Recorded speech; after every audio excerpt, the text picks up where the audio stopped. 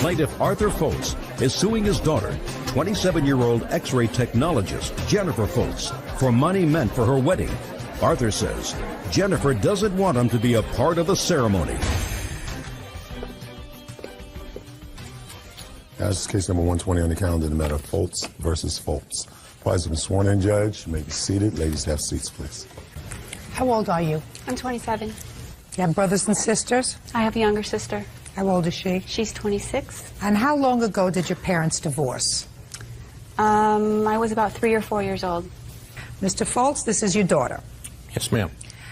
And your complaint is that you gave your daughter $3,000 for her wedding. Yes, ma'am. And because of circumstances, you decided not to go to the wedding, and you want that money back. Yes, ma'am. And your daughter said that this $3,000 was an unconditional gift, and she's already spent it on deposits, etc., for the wedding. When is the wedding scheduled? May of next year. Now, how many children do you have, Mr.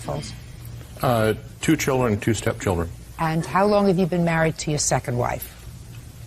15 years. And how old are those children?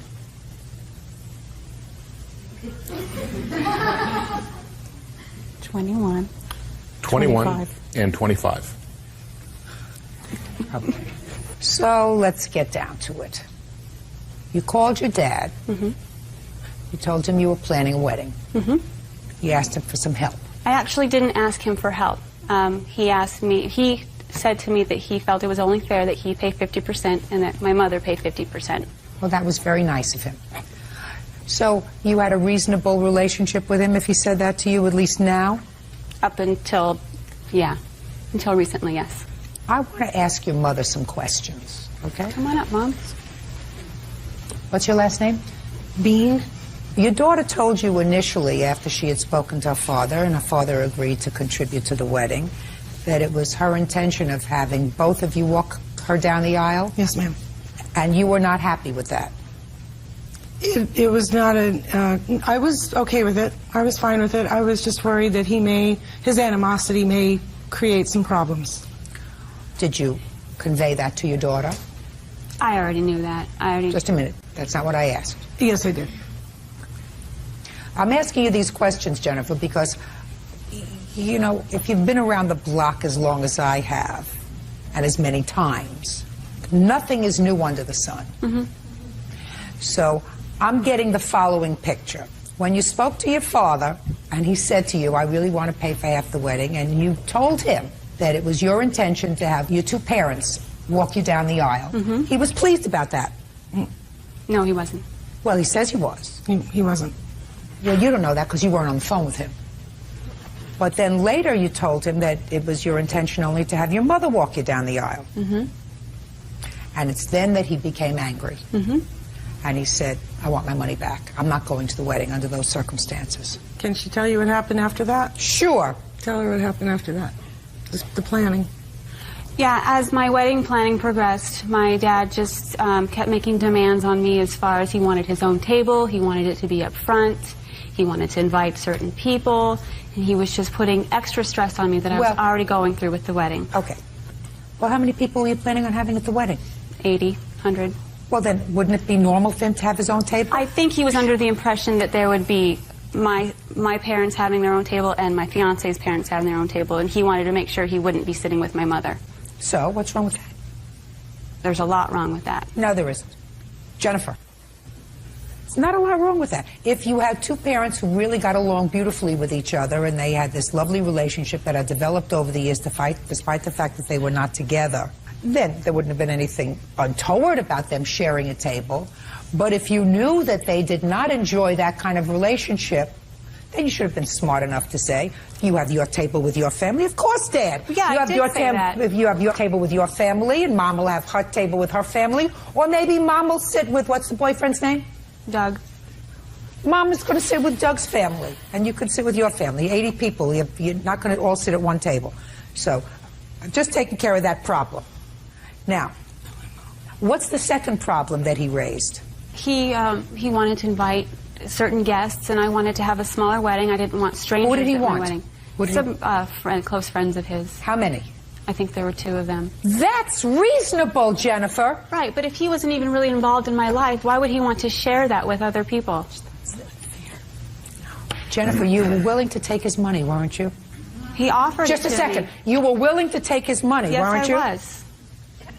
If you're willing to take his money, and if you said to him, and I want you and Mom to walk me down the aisle, and then you say, I changed my mind because he was making, according to you, unreasonable demands, I'm telling you, you're out of line.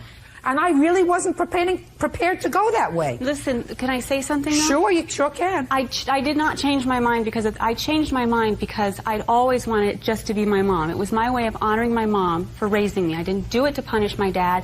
I didn't do it for anything other than to honor my mother. That's the only reason I made that decision. Jennifer, my dear, then you shouldn't have told your father at the beginning, Dad, I want you and Mom to walk me down the aisle. You should not have told him that. Because what you're telling me now is, well, I told him that, but then he made these demands on me, which is what you said a moment ago. It is what I said a moment ago. Oh, yeah, he made these demands on me, which I now tell you as a third party, totally unrelated to you, were totally appropriate requests from a person who really knows. Because although my husband and I have made many weddings, we have a mixed family. Mm-hmm. So I understand what you're talking about. You're wrong. Okay. You're wrong. And you did the wrong thing. Judge Judy continues in a moment. He said, I'm not looking forward to walking you down the aisle. Arthur Foltz says his daughter Jennifer Foltz owes for money given towards her wedding. Arthur says Jennifer doesn't want him to walk her down the aisle. Those 2 things that your father asked, to have a separate table, separate from your mother, and to invite 2 friends. He also wanted his own limo. No. Shh, just a second. Well, tell me about that. He asked me if I was going to have a limo at the wedding, and I said, no, I don't need one. I'm just going to drive myself to the place, get ready there. Later on that evening, we got together for dinner, my father and I, and he said that he was going to have a limo for him and his friends. So he didn't ask you to pay for it, did he? No, he didn't ask me to pay for it. So? But I just thought that was a little, odd. It's my wedding, but he wants to show up in the limo. Who cares? Who cares if he comes in a bus? Who cares if he comes in a long bus, a short bus? It doesn't make any difference, Jennifer. You're picking on him. You're picking on him, honey. Life's too short. It just bothers me that I didn't have much of a relationship with him when I was a child, and now he's trying to overtake the wedding and be a bigger part of the wedding than I feel he should be. Jennifer, you're being a big baby. I'm not being a big baby. Yeah, you're being a big baby. And if you have bad feelings about your dad because he wasn't there for you when you were growing up, lots of children of divorce feel that way about their parents, especially when their parents remarry and have second family, right? That they're involved with, that live with them. The kids feel as if I didn't have the benefit of really a full-time or even a part-time great parent. It's never too late. I don't feel as if it's too late. Well, you shouldn't feel as if it's too late. And it's a shame if your father doesn't go to the wedding. It's a shame if you have a wedding that doesn't include your father and his wife and your mother. Are you remarried? No. And whoever she wants to bring, if she wants to bring anybody, and everybody else who's part of your life. It's a shame that you don't have that moment. You will, listen to me, you will always regret it. Because, you know why, Jennifer? You'll always look at that book of pictures. And there'll be a bad feeling that he wasn't there. You know what, though? When I told him that I wanted just my mom to walk me down the aisle, he said to me that I want nothing to do with your wedding. He took himself out of the wedding. I can understand he's hurt. I'm sure he's hurt. But if he doesn't go to my wedding, it's on his terms, not mine. No, Jennifer, you're wrong. You're being young. You're being young. I disagree with him if what he chooses to do is to not go to the wedding. But I'm telling you, you're not a baby. You're a big girl. I am a big girl. And your mother should be a big person. And your mother should say, usually, if one parent walks a child down the aisle, it's usually their father, not their mother, unless their father's dead. And in this case, if you want to be a big person, and you want to be a big person, you say, for that 30 seconds that it takes to walk down the aisle, let's walk our daughter, our firstborn, down the aisle together and give her away, and then there'll be a picture of her family at her wedding.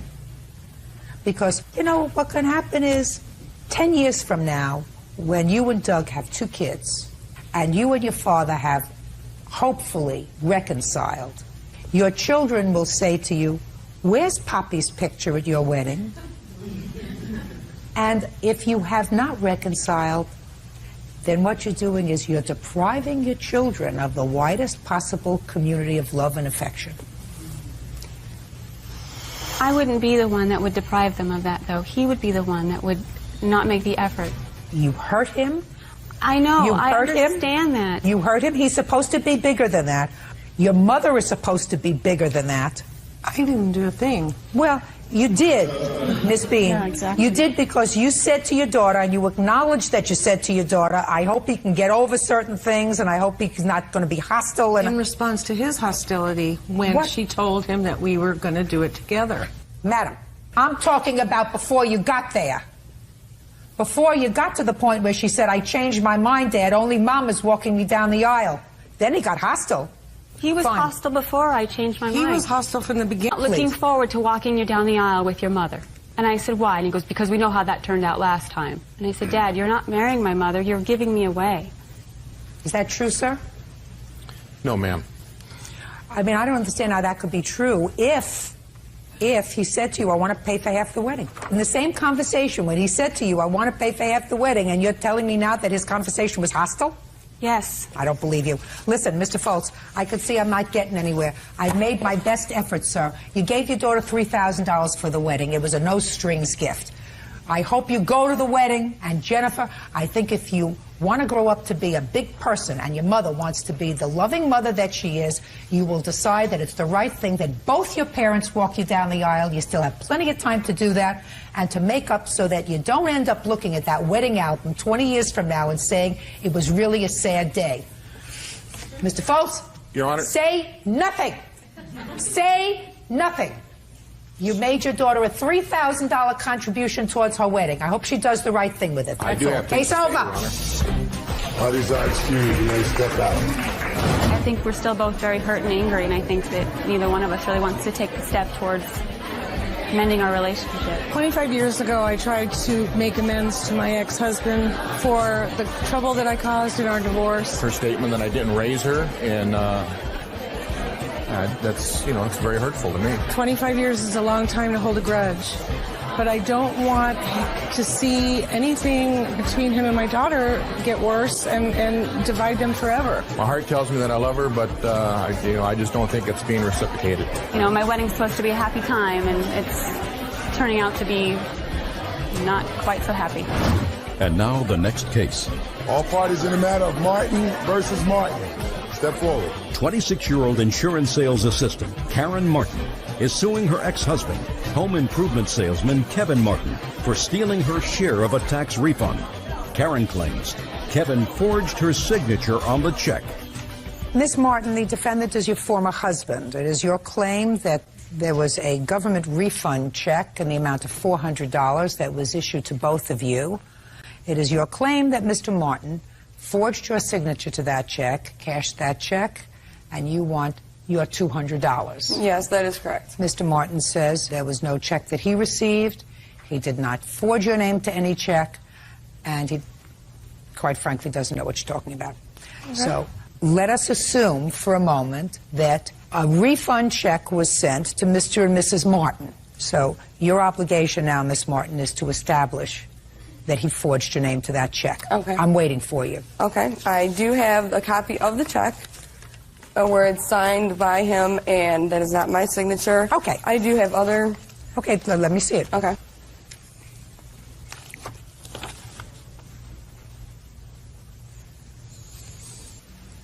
Mr. Martin, the Family Service Center, you familiar with that institution? Yes, I am.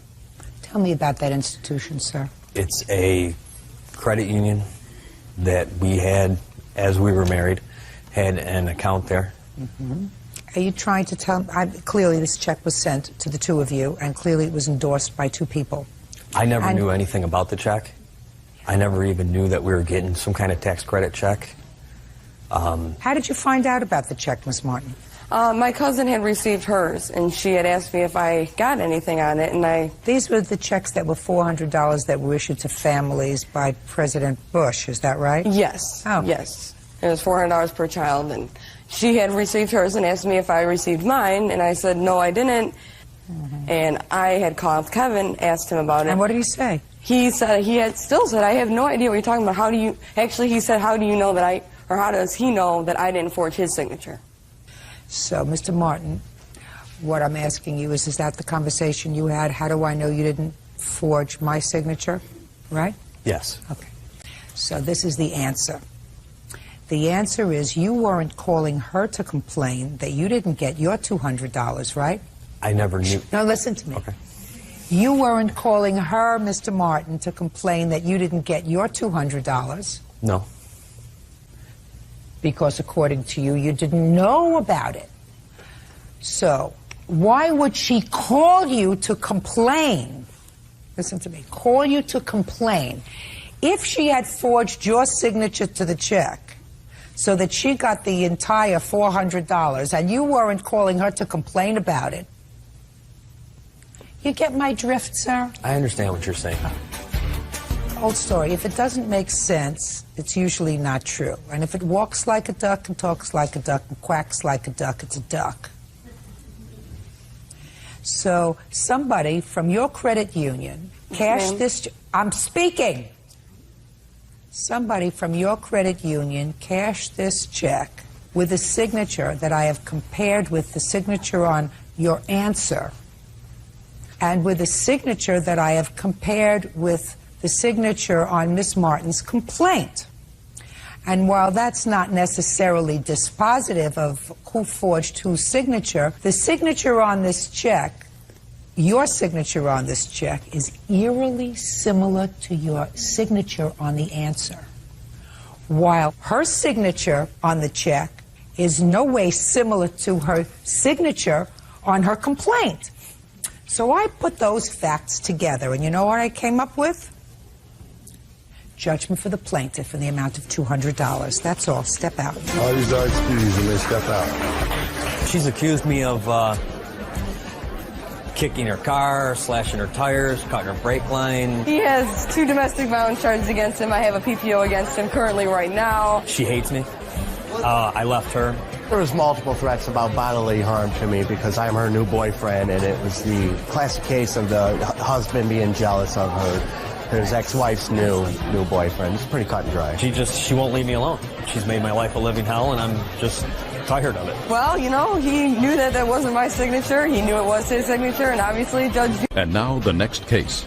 All parties in the matter of Slovic versus Jimenez. Step forward, please. 21-year-old office manager Jamie Slovic is suing her ex-boyfriend, 24-year-old construction worker Roman Jimenez, for unpaid rent, damaged property, and the return of household items belonging to her. Miss Slovic, you and the defendant lived together. Take your hands out of your pockets. You and the defendant lived together for a period of time. Yes. There was an altercation between the two of you, and you claimed that Mr. Jimenez moved out. And when he moved out, he took with him a whole bunch of furniture that you had purchased on your credit card that you either paid for or are still paying for. In addition, you claim he owes you for half a month's rent and some eviction costs because you were ultimately evicted from the apartment. Mr. Jimenez says that you really locked him out of the apartment because you called the police, so stop complaining that he owes you any rent because he couldn't live there. He doesn't, however, address the issue of the furniture, which I will get to. So when did you and Mr. Jimenez live together, Ms. We lived together for 3 months. Starting when? Starting from June of 2003 to October of 2003. And the reason why he had to move out is because it was court-ordered, or police report ordered, that he moved out of the apartment. Okay, just a second. Okay. That order was issued as a result of a complaint, correct? Yeah. And the complainant in that complaint was who? Me. Right. Well, that's pretty much what he's saying. He's saying he had to leave the apartment because you complained, which resulted in a court order putting him out of the apartment. So he's right. Right? Okay. Oh. Now let's get to the furniture. Okay. When we lived together, we had nothing, and we purchased big pictures for the walls, a couch and a coffee table that we got before we moved in there, a dining room table, and a bed that we purchased while we were living there. All this stuff that, you know, we were supposed to be living together to pay off together. He had no credit, so we did everything on my credit. He couldn't get approved anywhere. So far, is that correct? Yes, that's correct. All right. When you moved out, did you take the furniture with you? I took my furniture with me. What did you take? I took my pictures. Pictures. Were those pictures that were purchased on her credit card? Yes, ma'am. Well, then how could you take the pictures if she paid for them? Well, because I gave her some money too, and you know, she spent the money on that stuff, and I spent my money like on food and going out and stuff like that. Going out. We ate a lot. We ate good food. Going out without me. Shh. Don't talk to him. Okay. What else did you take with you, sir? Pictures, pots, pans, some sofas. Oh. Some what? Oh, I took a futon, like a sort of Just a recliner second. futon. Pictures, pots, and pans. Yeah. Yes. Yes. Yes. I have pictures and pots and pans. What other furniture did you take with you, sir? I didn't take the furniture because the furniture was broken. So you took nothing else but pictures and pots and pans. Is that what you're telling me? That's correct. What happened to the futon you told me about a couple of seconds ago? Oh, it was kind of broken. Did you take it? Pieces of it.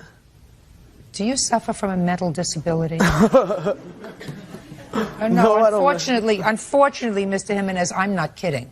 No, I don't suffer from a mental disability. Then when I ask you a question, I want you to think about the answer, and I want you to give me an answer that's truthful. Pictures, pots and pans, and a futon sofa. Is that right? The mattress. I took the mattress. Took the mattress. And was that something that was purchased after you moved into the apartment? Yes, it was. So the pictures, the pots and pans, the futon, and the mattress were things that were purchased with the plaintiff's credit card that she paid for or is paying for, and you took. Correct. It was my... Perfect! How much were those things? Everything that he left me with is way beyond $5,000. Listen, it's not what I asked you. Okay, I'm sorry. He says he took pictures. Do you have the bill for the pictures? This top one right here is one of the pictures. And how much was that? $47.99. What else? Give me the figure. Okay, figures $16.99, $15.99, $14.99, and $69.99. How much was the futon? I don't have the receipt just for the futon. Oh, fine. So then forget that. Now, mattress. How much was it? He took it with him. $580, I think, for just the mattress. Go. Mattress, futon, pots and pans. $256.22. $256. $940. Okay. Now, listen to me, Mr. Jimenez. You cannot take property that was being paid for by the plaintiff because you wanted it. She said all I had to do was cook for her because I like to cook. She said all I had to do was cook for her, and it was cool. I like to cook. Just a second. Would you run that past me again in English and slowly, please? Okay, she said that all I had to do was cook some good food, and it was cool. Just don't worry about it, baby, and that was it. You have children? Yeah, I have one son. How old is he? How old is he? He's 5 years old. You have children? No. Very good. Miss Slovak. Drama. You know, sometimes you make a mistake, and what you have to do is you have to put a period and move on. Do you understand? Mm-hmm. You're a young girl. He's worthless.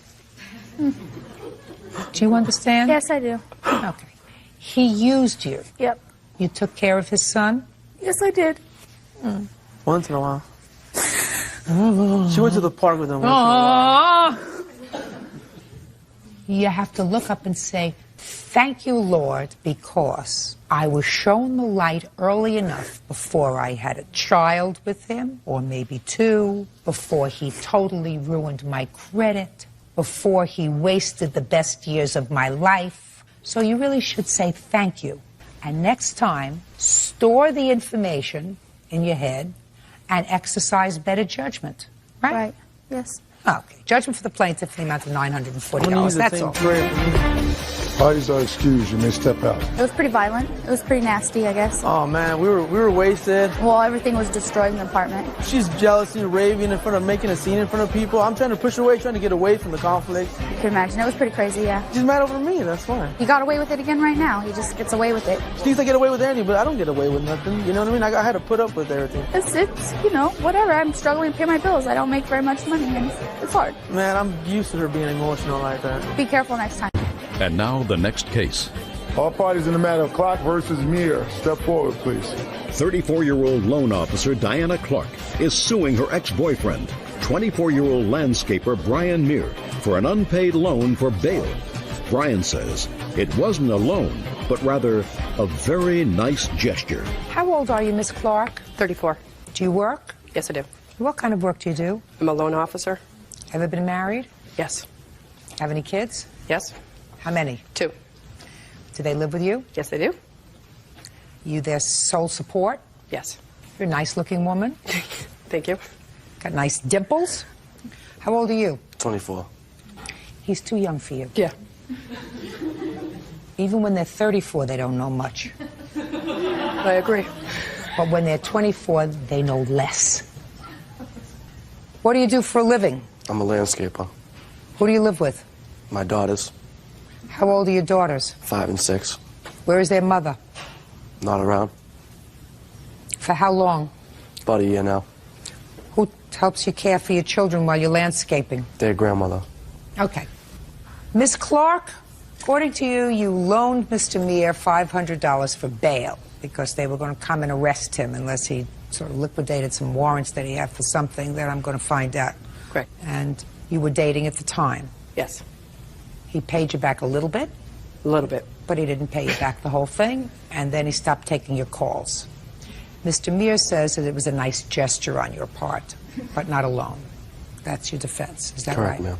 Why did you need bail, sir? Well, I had got into some trouble. I had got into a fight in my neighborhood. And the result of it, they put a warrant out for my arrest for 3rd-degree assault and breach of peace.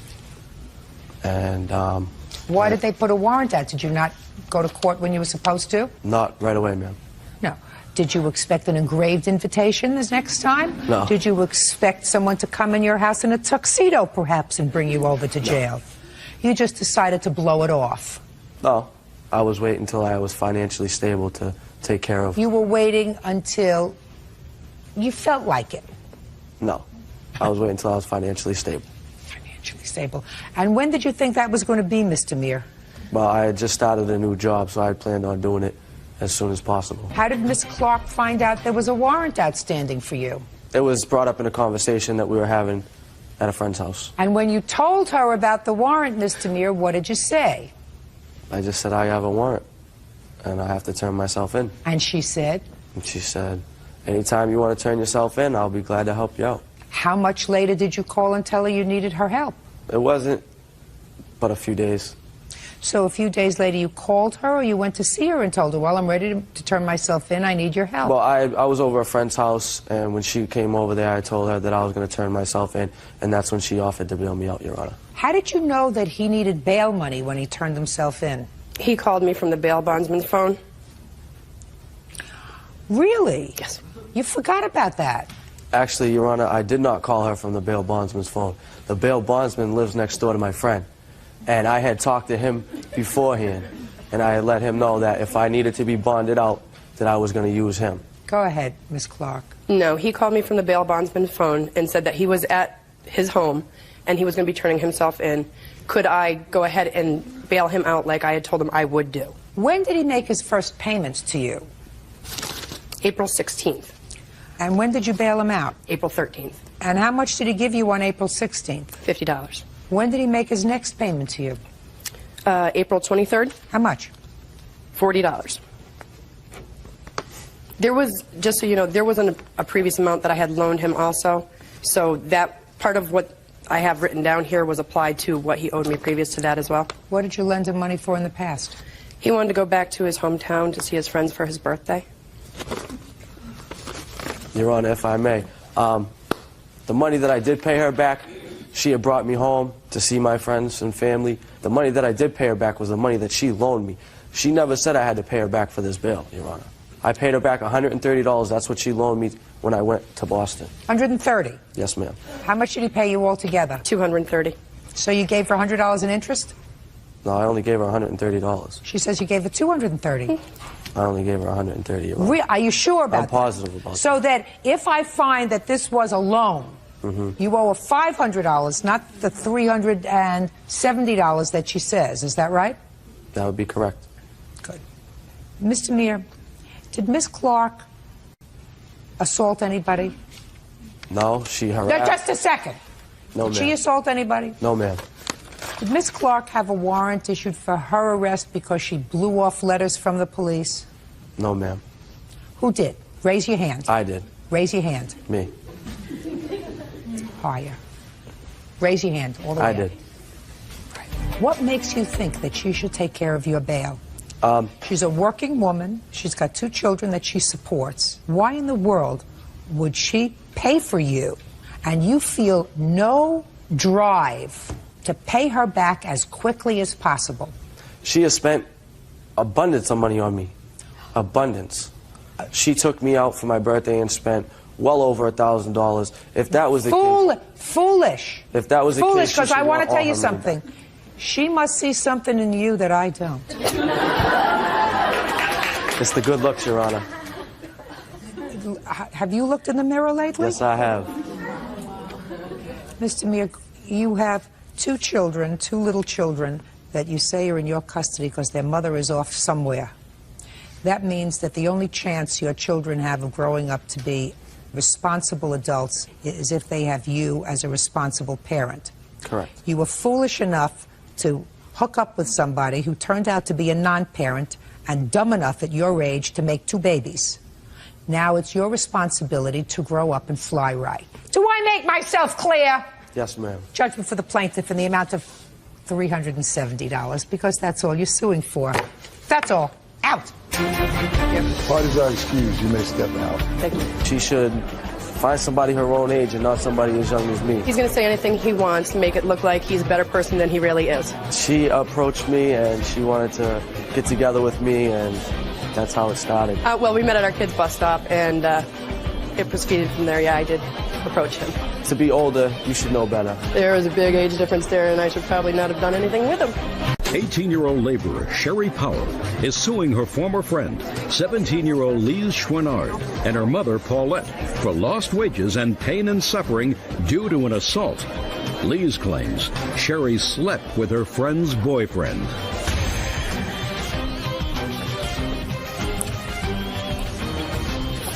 Yes, case number 315 on the calendar in the matter of Powell versus Chouinard. Parties have been sworn in. You may be seated. Folks, have a seat. What's your name?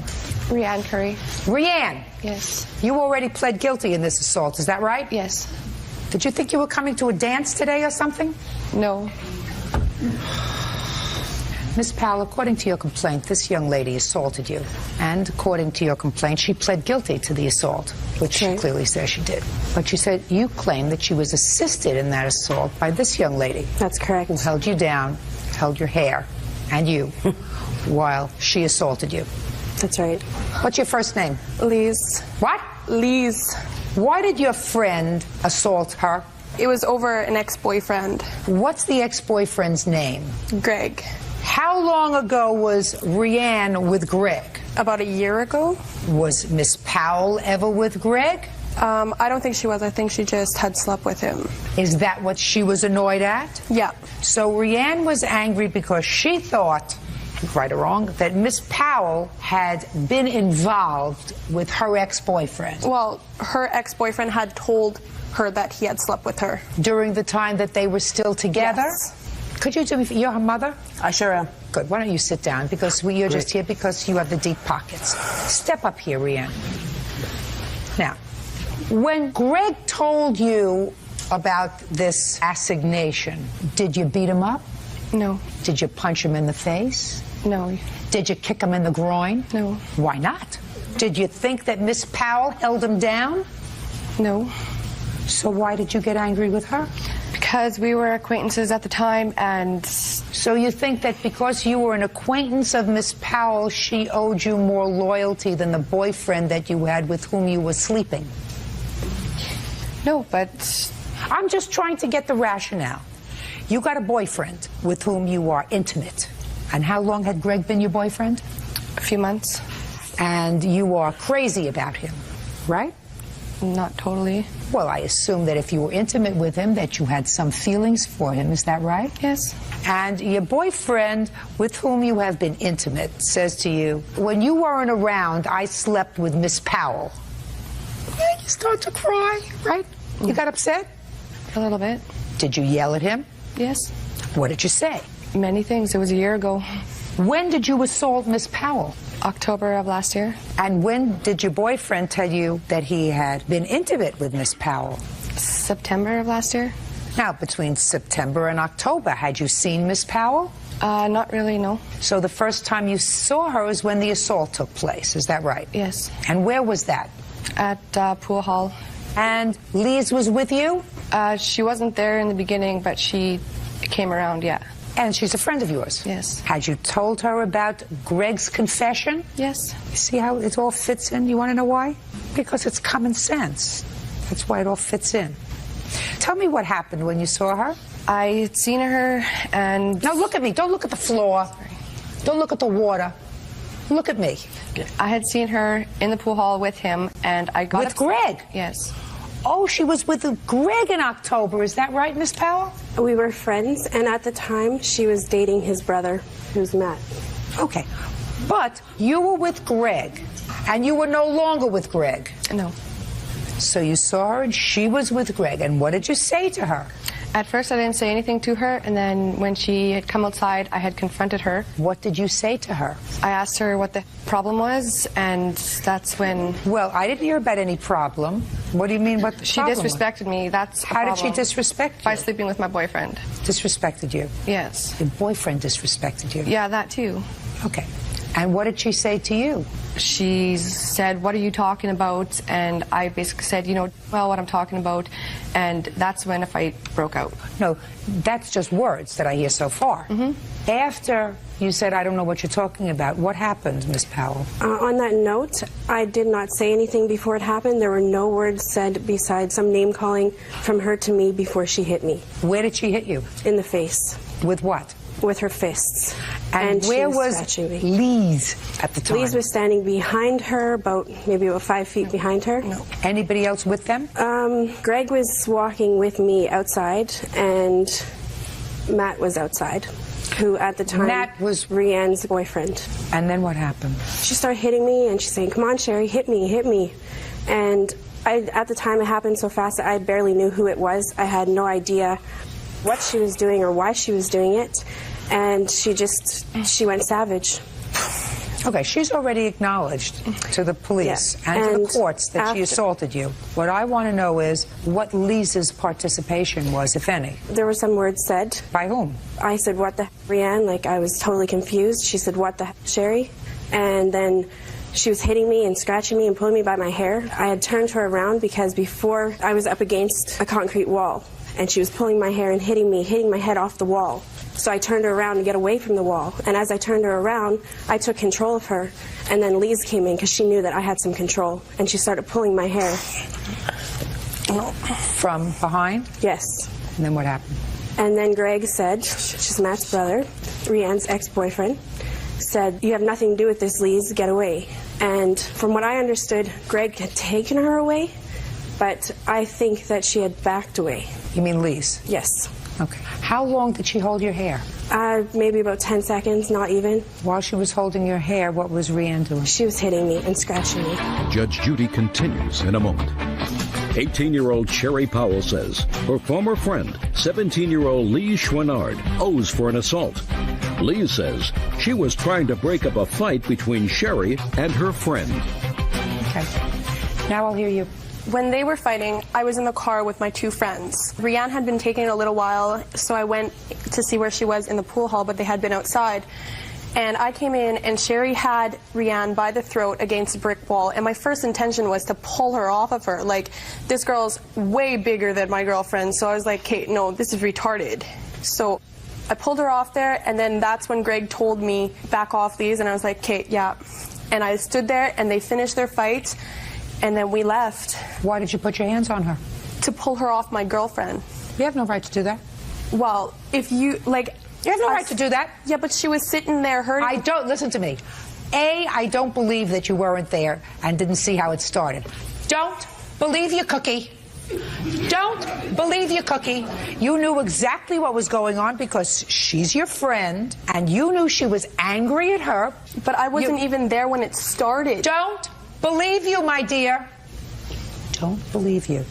It's just too coincidental that at a time when she seemed to be getting the upper hand, you stepped in. Just too coincidental to me. I stepped in for 2 seconds to get her off Rianne. That's what I did. When you got her off Rianne, did Rianne continue to assault her? Rianne wasn't even hitting her when I pulled her off. Sherry had Rianne by the throat and had her fist out like that. Sounds right to me. Sounds perfect to me. She started it. She hit her first. She confronted her first. She assaulted her first. Yeah. So that's what happened. That's what happened. I'm not saying that's not what happened, but I pulled her off my friend. I walk in and she's got my friend by the throat. My immediate reaction is to do that. Like, what else would I do? Just sit there and be like, oh, you can go and hit my girlfriend? Yeah. Yeah. Why would I do that? Because then you wouldn't be standing where you are. If I believed you, which I don't, because I find that somebody who can't even figure out that their shirt is supposed to meet their pants when they come to court is not going to tell me the truth. I'm not going to tell you. Why would I stand up here and lie? Why? Yeah, exactly. I have no reason to sit here and lie. Oh, yes, you do. No, I don't. I have no reason. No. I don't even talk to her no more. This has been a year ago. Let me explain to you why you do. Because she's suing your mother. Because your mother is responsible for you. She's suing your mother for $5,000 because you permitted, at least for a period of time, your friend, who also doesn't know how to dress when she comes to court, to assault her by holding her hair and allowing her to be hit. You did that. But that didn't even happen. Do you have a police report, please? No, they would not release it to me. Do you have a hospital record? Yes, I do. May I see it, please? I have a picture, too. Okay. I have a police statement. Would you also like to see that? Mm-hmm. And I have an apology letter from Rianne. Do you have a separate lawsuit against Rianne? I haven't sued her. I do intend on suing her in higher courts. So far, she had just pleaded guilty in Canada. When? For assault. On October 8th this year. Okay. Step up, please. What's your name? Matt Duke. You were there that evening in October, sir? Yeah. Tell me what you observed with regard to this young lady holding the plaintiff. She was in the car when Rianne was starting all this stuff, and then when she came out, she didn't know what was going on. I just seen her run past and try to go and help out her friend like anybody else would. And my brother pulled her off before she could get involved, so it wouldn't be a 2-on-1 or anything like that. And in the meanwhile, I told Rianne, that's enough. No more fighting. That's when the fight stopped. Sit down, genius.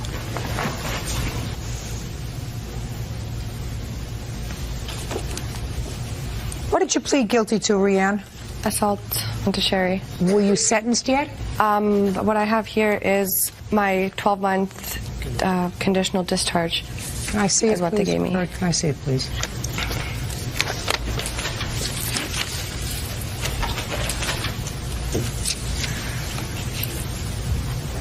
She wrote you a letter of apology because she was directed by the court to do it. She wasn't directed. No, I offered. Who just said that to me? Which one of you two geniuses said I wasn't directed, she offered it? Who said that? I did. Okay. This assault happened in October of 2003, is that right? Yes. If your friend was truly sorry for what she had done, the letter of apology would have come not a year later, but the next week.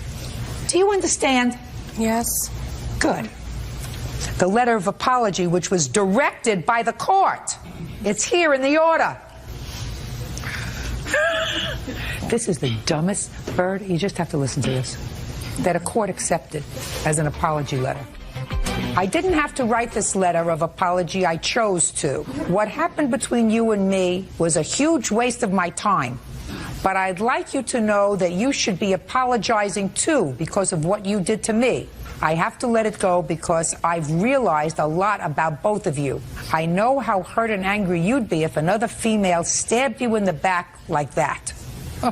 The both of you are in my past, and I've moved on to better things. So, on my behalf, I apologize for doing what I did to you. Touching. Touching, and Very the touching. future of our country. Future of our country. Or theirs. Or theirs. Oh, Canada? Oh. Can I make a note on that Listen! letter? You have no right to put your hands on another person. She has no right to put her hands on another person. If your boyfriend disrespects you by fooling around, you do what's necessary to him. You can move out of the apartment, kick him out of the apartment. You can break off all contact. You can yell and scream. But as long as there is no allegation that someone held him down and forced him to submission, No. it's his fault. She had a part. It takes two to have sex. Like, she's not your boyfriend. No, she's not. She's not your boyfriend. She wasn't even your friend. According to you, you knew her. She owes you no allegiance. You weren't married. You weren't engaged. You had a boyfriend for a couple of months. What do you do? I mean, do you work? Do you go to school? Do you do anything? Not right now, no. You don't do anything? No. You better find something to occupy your time. Judgment for the... What? She's also pregnant with his kid. Oh. How has nothing to fortunate, do with how this, fortunate Sherry, for the so why people bring of that Canada. up? Judgment for the plaintiff in the amount of $2,500. That's all. Parties are excused. You may step out. Sherry's a fat cow who shouldn't even be getting anything. She took her frustrations out on me. She was attacking my friend, and she's 10 times the size of my friend. I had taken control because I knew that this girl was crazy. I got over-tempered. Yeah, that was kind of crazy. She's mentally freaking touched in the head. And now the next case. All parties in the matter of Callahan versus Colarusso, step forward, please. Business owner Dawn Callahan is suing her father's ex-girlfriend, homemaker Dee Colarusso, for the return of her late mother's desk. Dee claims the desk was abandoned. Miss Callahan, Miss Colarusso is your father's former girlfriend. Correct. According to your complaint, your father has a desk that belonged to your mother, who passed away, and the desk was to be yours. He was bringing it to you. And he stopped over at his girlfriend's house, and for some reason he left his truck there for a while, and the desk. They subsequently broke up. She has your desk. You want it back. Yes. You have a picture of the desk? No, I don't. Do you? No, certainly. I'd like to see it, please.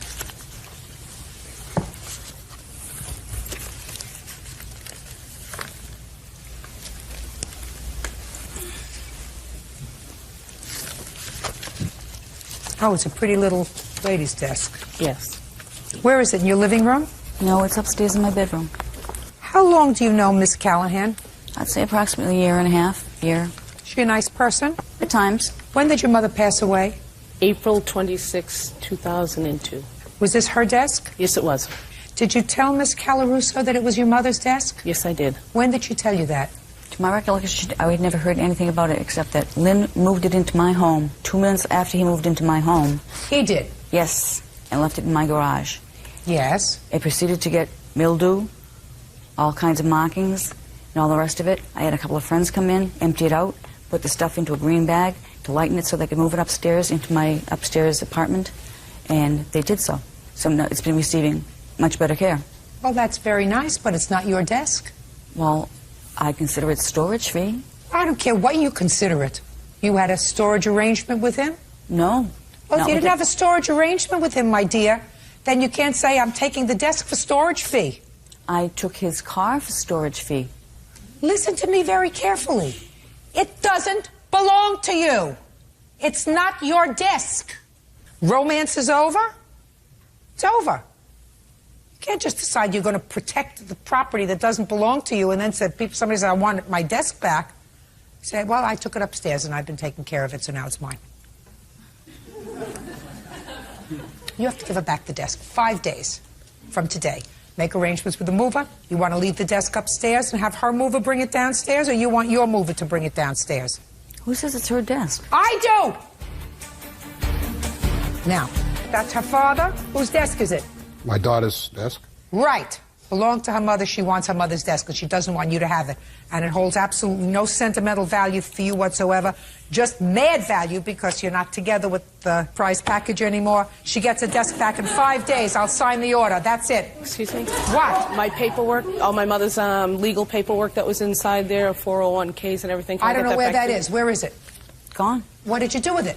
It went out with the trash. All the trash that Lenny had dumped. It's gone. Listen to me. It's probably gone. She's not nice. She's probably mad. Did he dump her? In a nice way. I don't care whether it's a nice way. It's never a nice way to a lady to get dumped. Did he dump her?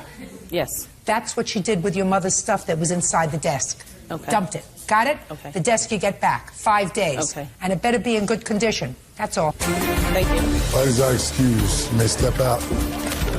I'm very happy I'm getting my mother's desk back. I would not harm somebody else's antique furniture. I've been nothing but nice to her and did favors for her, and she turned around and done this to me. I'm not punishing his daughter. He owes me $375. It was my great-grandmother's and given to my grandmother, to my mother, and now to me. The desk is only worth $250. Just want it back. Somebody owes me money. I want it back. Provider Christine Coughlin and her 5-year-old daughter, Katara, are suing their neighbors. Customer service rep Chanel Noel and her daughter, 8-year-old Sequoia. Christine claims Sequoia purposely scratched her car with a rock. Chanel is countersuing, claiming Christine's son slashed her tires. Order. All rise. This is case number 341 on the calendar in the matter of Coughlin versus Noel. Parties have been sworn in, Judge. You may be seated. Folks, have a seat. Ms. Coughlin, it is your claim that this young lady, I assume this young lady, vandalized your car. She was a friend of your daughter's. They played together. For some reason, they had a misunderstanding, and you claim that she took a rock, scratched your car. Ms. Noel says that her daughter was not alone. Don't deny that she did it, but you say she was not alone, and that in retaliation for that, your son slashed the tires on her car. So she's got a counterclaim. Are you neighbors? Yes. Yes. How far away do you live from each other? Right next door. What was the date of the incident involving your car? August 29th, 2004. You have pictures of the car? Yes, I do. I'd like to see pictures of the car.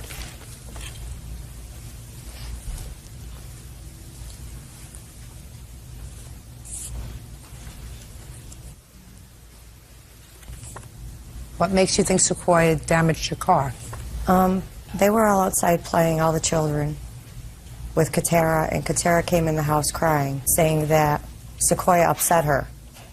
So I said, okay, we'll stay in the house. After that, I went out to do laundry, and I noticed a big scratch on the side of my car. Okay. Now, what proof do you have that Sequoia did that damage to your car? It's in the police report. She had admitted doing it. Can I see the police report, please?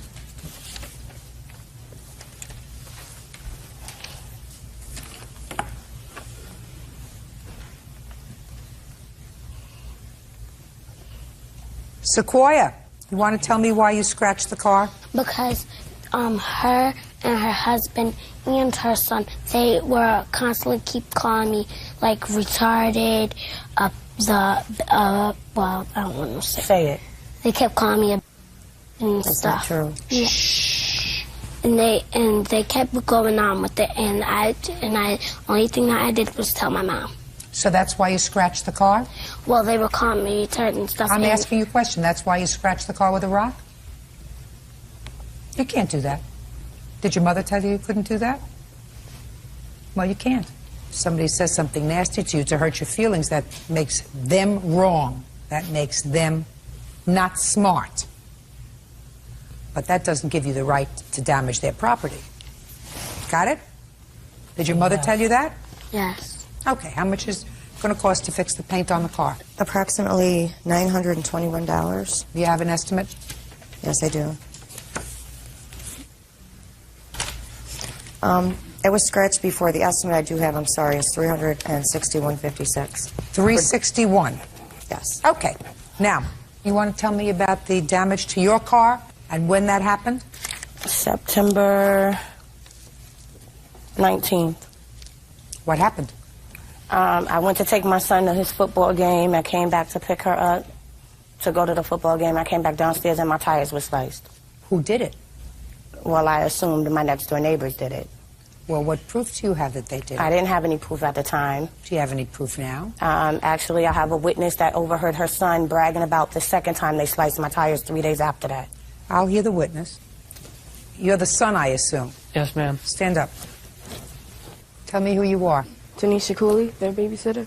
What do you know about the tires being slashed on Mrs. Noel's car? The day after the tires were slashed in school, me and my friend were walking down the hall. We were walking behind him and his friends. And I heard him saying that, yeah, yesterday me and my dad sliced our neighbor's tires. And when you heard that, what did you do? Right after school, when Chanel came home, I told her and my mom. Same day, is Yes. that right? Were you angry? Yes, I was. And what about your father? Was he angry? Yes. That's not a way to respond. Do you understand that? Yes, I do. So why did you do it? I did not. So you're telling me this young lady is lying Yes, about this I last... Yes. Why do you think she would make up a story like that? I don't know. Who would you think would have another motive to slash their tires? Nobody to my knowledge. Not you or not your father? So you think she's lying? Yes. Did you call the police? Yes, I did. Can I see the police report, please?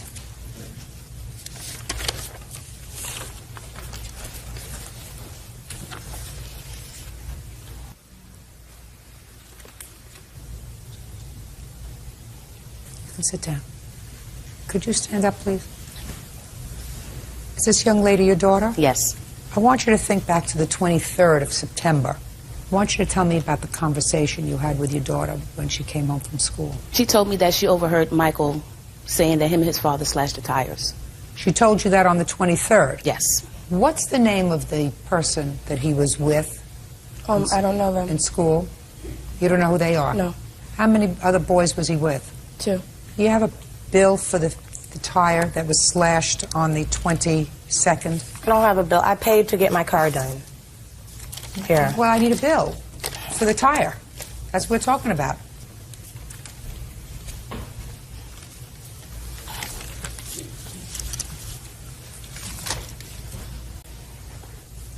Tire was $16.53? Used one. Look, I believe her. I just want you to understand that. Whether you were just bragging, I don't know.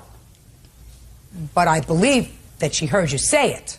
So I'm deducting $16 from the award of $361 that you're entitled to have your car painted. I haven't a clue why people who were neighbors engage in a course of conduct to make their lives absolutely miserable. It's just so absolutely ridiculous to me. There's no question that your daughter behaved badly. I assume that as a parent, you told her that when someone says something that's hurtful to you, they are really just stupid, uninformed people, and not to pay any attention to it. I assume that you had that conversation with her. And if you didn't, you have to have that conversation with her, that she can't take out her frustrations, because she's just going to end up in trouble. What? Well, she wrote on our wall and on our hallway wall, and my mom has to pay for that. And she wrote on theirs, too. Are you making an excuse for yourself? Don't. If she does something wrong, like write on a wall, how old is she? 5. 5? And how old are you? 8. You're supposed to know better, and you're not supposed to make excuses for doing the wrong thing. And you're certainly old enough to know better. All right, take your children home. Judgment for the plaintiff in the amount of $345. I've deducted the $16 for the tire that your son and probably your husband was responsible for. That's all. Parties are excused. You may step out. I've also had my tire slashed 3 times. They got problems. I'm done. Her daughters pushed shopping carts into my car. Just mad. The little girl is very angry. She's very angry. The mother works 12-hour, 14-hour days, 6 days a week. She was mean to me. It's something that's going to be ongoing until Mrs. Noel gets help with her child. 25-year-old home appraiser Amanda Knockhart is suing her ex-boyfriend, 27-year-old basketball coach Ethan Jordan, for a loan, a trip to Las Vegas, and for kicking her in the ribs.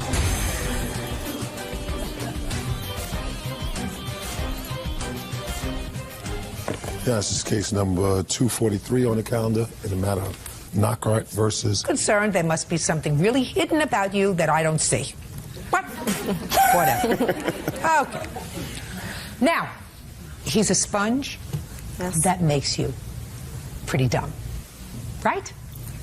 No. Sure it does. You know somebody a month, you invite them to come into your home, they pay you nothing. Must do something. Do you have a big home? No, he was supposed to get a check that was mailed to his ex-girlfriend's house. That's why I never saw the money. Look, you say, I met him, he moved in. Correct.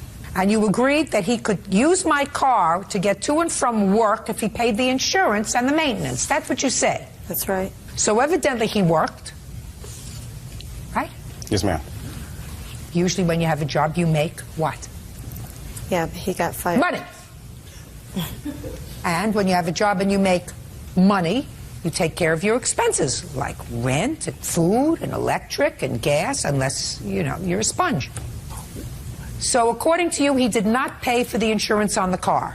No. So why don't you throw him out? Well, he was supposed to be getting a big check, like I said, for $2,000, and the check was mailed somewhere else instead of our residence, and he apparently spent the money. And when did he get the check? February. Well, what happened in February when you knew he got the check and he spent the money on something else? Did you throw him out? No, he had another job at that time finally and was supposed to get the paychecks. Then he got arrested and his lawyer that he owed money to was suing him. I couldn't get any of it at that point.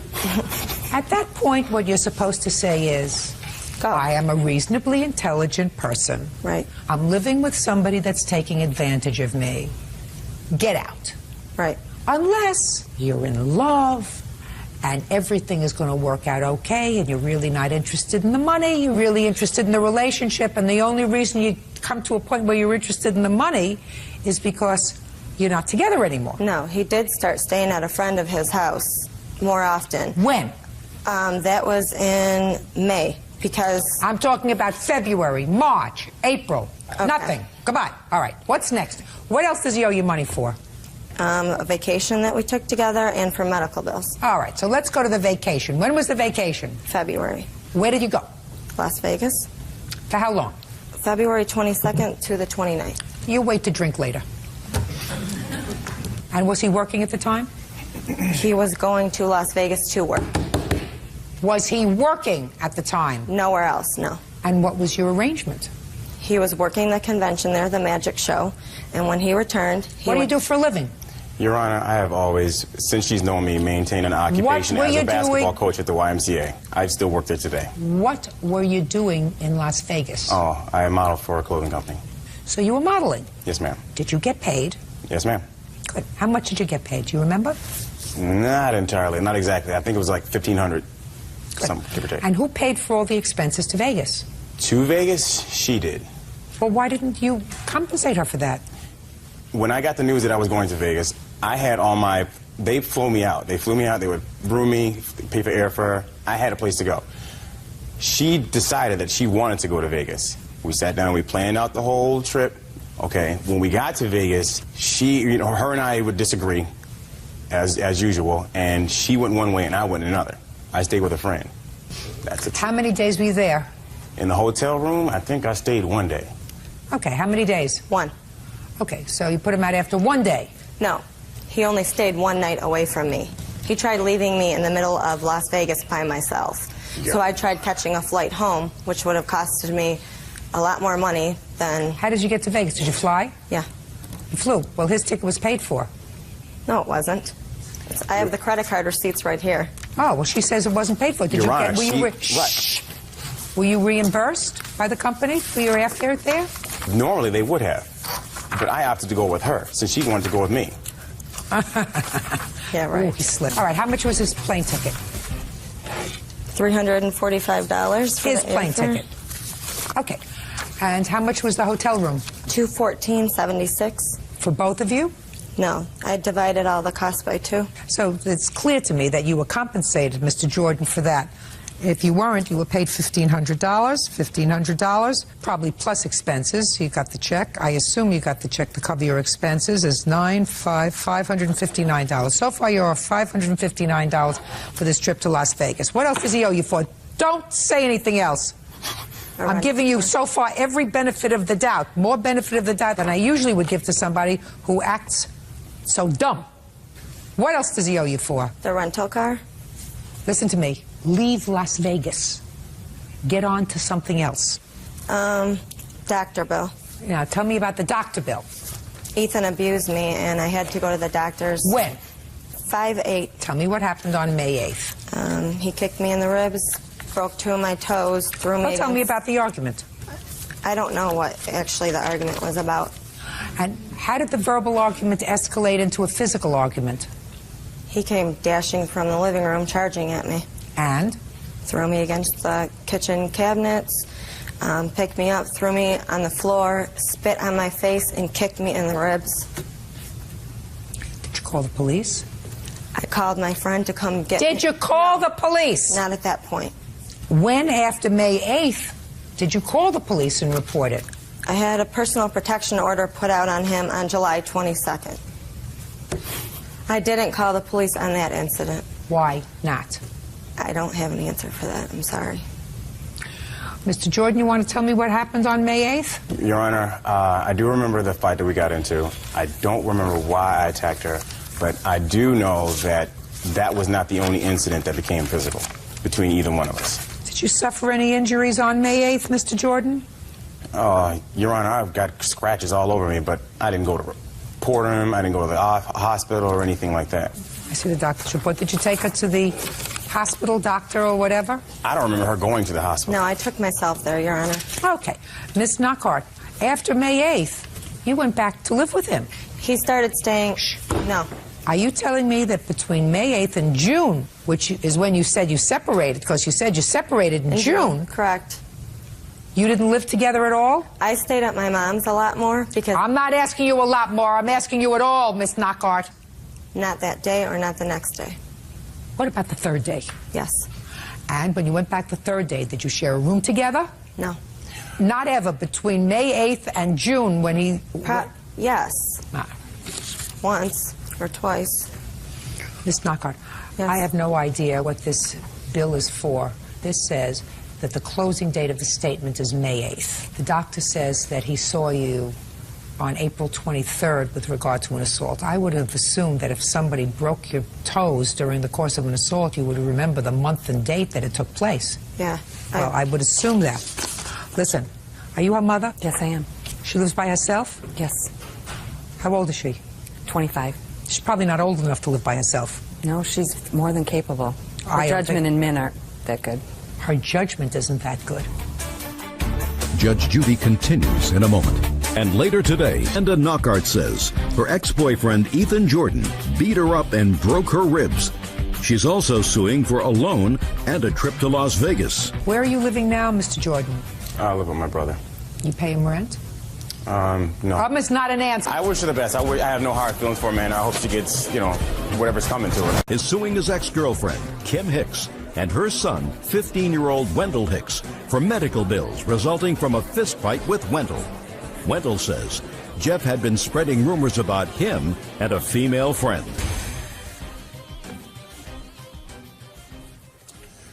Yeah, this is case number 275 in the case of Radcliffe versus Hicks. Parties have been sworn in, Judge. You may be seated.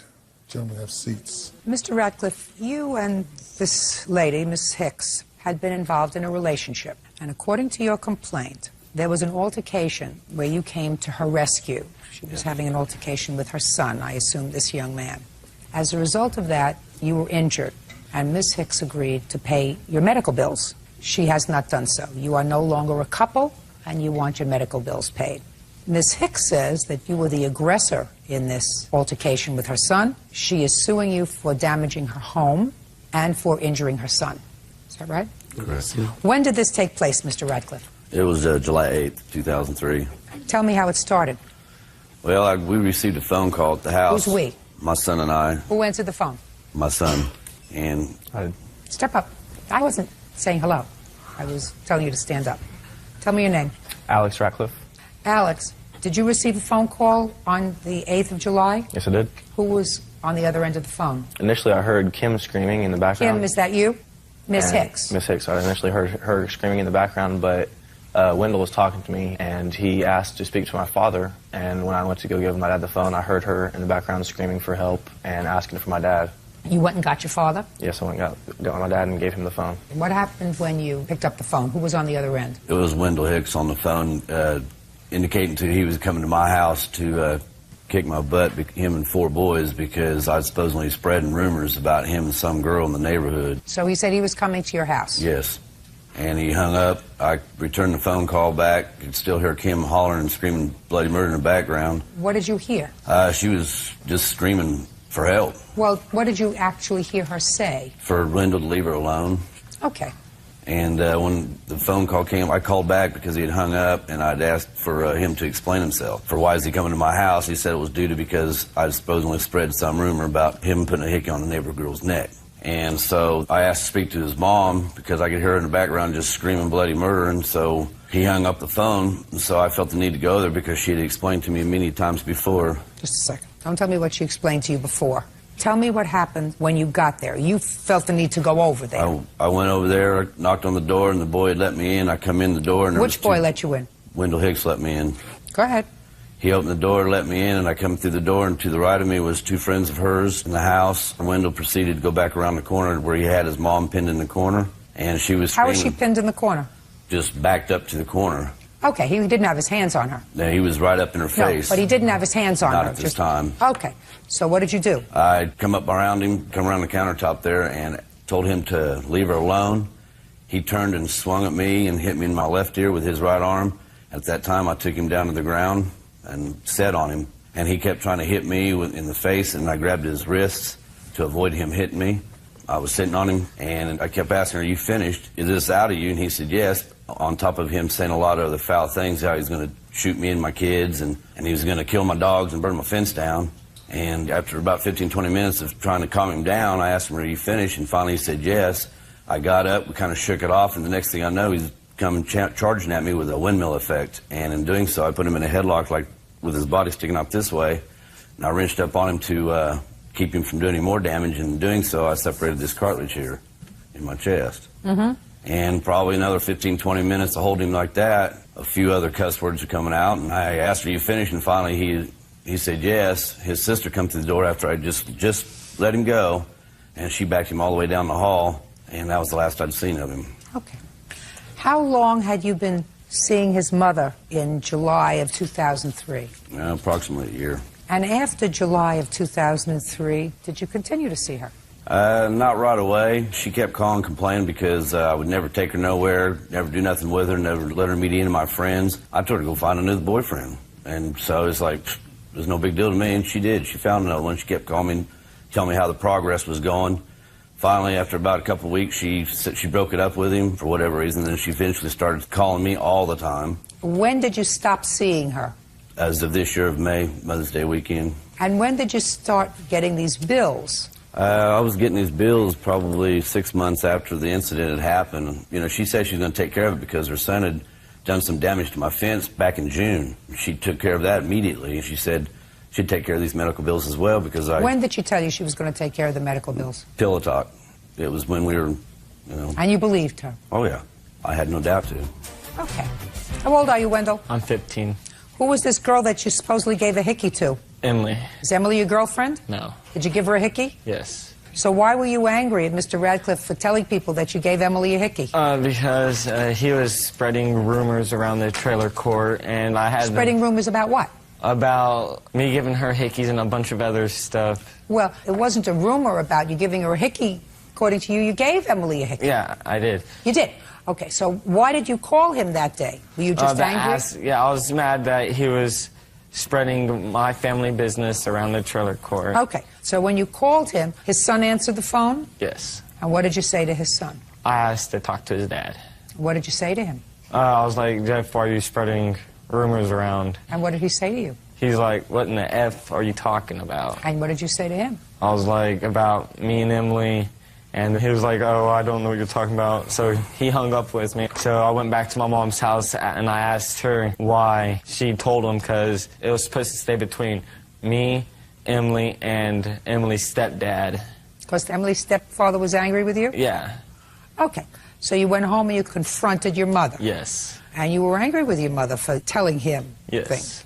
And then did you call Mr. Radcliffe back? He called me back. While you were confronting your mother? Yes. And when you were confronting your mother, were you raising your voice? No. No. Did your mother admit to you that she had shared your secret with Mr. Radcliffe? Yes. And you told her she had no business doing that? Yes. You see how we get into the story? Did very good. It's a whole different story than she wrote in her answer, but at least we're going to get to the bottom of it. You got to start with the most vulnerable one. That's right. Right? You got to start with the one who's not quite swift enough to tell you a lie. Now, when Mr. Radcliffe came over to the house, were you still arguing with your mother? No. What happened when he came into the house? He came up, banged on the door. The door came off the latch. He just came in, and then he came up and got in my face, and I asked him what was going on. He got in your face? Yes. And what did he say when he got in your face, Wendell? You effing little punk. Well, he must have been angry because you must have said something to him, Wendell, like you were going to come over and kick his and get your friends to come over because he was spreading these rumors about you and Emily's hickey. Did you threaten him? No. You mean you just said why? You just said like this. I said What? it in a rude voice, yes. In a rude voice. In a rude voice, yeah. And did you have the same kind of rude voice when you were talking to your mother? No. You mean you went over to her and you were very, very calm when you say, why did you share private information Yes. with Yes, Mr. ma'am. Radcliffe? You said it quietly. Not quietly, but in a normal voice. Now, did you have any injuries as a result of this altercation with Mr. Radcliffe? Yes, my back was killing me. Your back was killing you. Yeah. When did it stop killing you? Oh, a couple days after. Now, your sister, at one point, came into the room when you were having this altercation with Mr. Radcliffe. Yes. Your sister's name is? Jessica. And how old is Jessica? She's 19. And Jessica took you out of the room. Yeah. Right. She said, calm down. Yeah. Right? Yes, ma'am. Shooting fish in a barrel. Oh, you're good. You are good. Can I see your medical bills, please? Now, Mrs. Hicks, did you ever tell Mr. Radcliffe that you would pay his medical bills? No, ma'am. The only injuries he got was a couple rug burns. When he come up to my door and was banging on my door, he busted my door to pieces. He come in. Me and Wendell was standing in the kitchen talking. He got in his face. Wendell goes, Jeff, can you back up?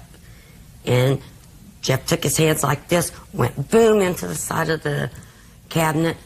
And Wendell was going like, you know, like this. What are you doing? He just started attacking him. He took him down. He broke my stove. He had him on the floor, punching him in the face. Miss Hicks, listen to me very carefully. What you're telling me is that Mr. Radcliffe assaulted your son for no reason. They got into Shh. Is that right? Yes. And I have a question for you. After July 8th, 2003, did you ever sleep with Mr. Radcliffe? Yes. Even though he assaulted your son without provocation. Is that right? Yes. Mm-hmm. It was 3 days after the incident. So 3 days after, it wasn't even 6 months later, it was 3 days after the incident that you, the mother of this assaulted child who had terrible backache from being assaulted without provocation from Mr. Radcliffe, went to bed with him. Yes. Mm-mm. Mr. Radcliffe, this is your problem, sir.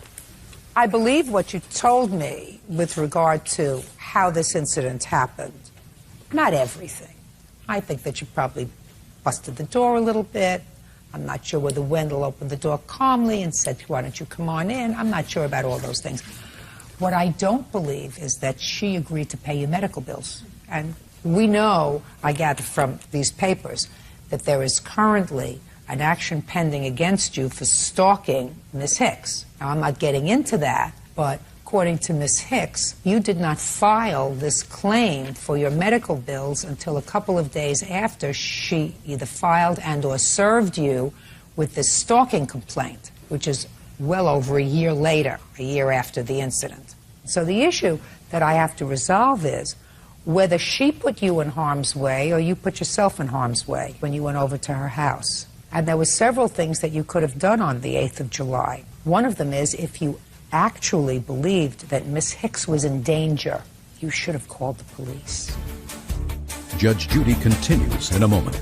And later today, his girlfriend Kim Hicks and her son, 15-year-old Wendell Hicks, promised to pay his medical bills after he had a fist fight with Wendell. Now, you were angry because Wendell over here opened up his big fresh mouth to you and you went over there. And this altercation occurred because of that, because if you were genuinely concerned with Miss Hicks, you would have called 911 and said, get a squad car over there as soon as possible. Her son's beating her up. So you were annoyed with Wendell and you went over there to confront him. And if you got hurt, that's the way it goes. Case is dismissed. That's all. So's your counterclaim. Always are excused. You may step out. He broke my door down. He assaulted my child. He has no respect for no one, let alone himself. She showed my dad, myself, and my brother all bruises that she's gotten from all of her kids before. I have never had any bruises on my body. He's a bully of the neighborhood. He wants to pick on anybody and everybody. They can think what they want to think. I know the truth. The only reason why she filed this stalking order is because I've got a new girlfriend. Larry Lane is suing his ex-tenant, collections agent Kay Thomas, for unpaid rent, stolen property, and legal fees. Larry says Kay and her family are professional squatters.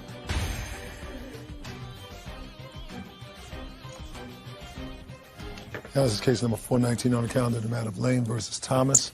Parties have been sworn in. Judge, you may be seated. Folks have a seat. Mr. Lane, Miss Thomas was a tenant of yours. Yes, that's correct. And it is your claim that she owes you for rent, certain property that she took from the apartment or house that she had rented when she ultimately moved out, and that she also owes you for filing false charges against you in her application for a protective order. You claim that Miss Thomas and her family are professional squatters. Yes, I do. Which means that they go into people's homes, they rent them, they pay rent for a while, and they stop paying, and since it takes very often 6 months to a year to get them out, they don't pay rent, and they go from place to place, and that's a scam. It is a scam. And you're prepared to demonstrate to me that Miss Thomas and her family have a history of doing the same kind of thing to other landlords. Yes, I do. And I'd be interested to hear about that. In any event, when did you rent? Is it an apartment or a house? It was a 3-bedroom, 2-bath home, upper middle income with a When? pool. February, I rented her the home. She signed a lease on February 27th. Of 2004? She moved in on 2004. She moved in on March 15th, 2004. Who moved in? Valina Thomas, and the premises were leased to her and her daughter. In addition to her moving in, she moved her brother in. No, just a second. Who signed the lease? Valina Thomas and Thomas. Is that your husband? Yes, ma'am. How much was the rent, Mr. Lane? I asked for first, last, and the security deposit, $1,250, Your Honor. $1,250. I'm going to ask the questions. Yes, ma'am. You're going to give me the answers. If I need for you to expand, you're going to do that Thank you. for me. $1,250 a month. $1,250 a month. And they gave you first, last, and security. That's correct. Okay, so they paid for March, and it was a year lease? The check for March, Your Honor, was No, was it a dishonored. year lease? It is a year lease, yes, Your Honor. The check for March was what, sir? The check for March was dishonored by the bank. She alleged that her girlfriend had given her a $569 check. Okay, so the But check the- for March was bounced. Yes, Your Honor. Did she ever pay March rent? She did, Your Honor.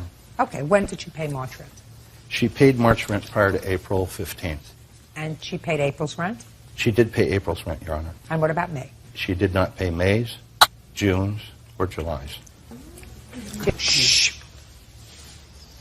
Did she and her husband and the rest of the people that she moved into the house, did they live there May, June, and July? Yes, they did, Your Honor. They lived there through August. Through August? Well, actually, they had abandoned the property, and I lived out of state, and I repossessed the property with a writ of possession on July 29th. I just want to know, Yes, ma'am. when was the last time they lived in the house? I wouldn't know. I didn't come back to the property until August the 7th.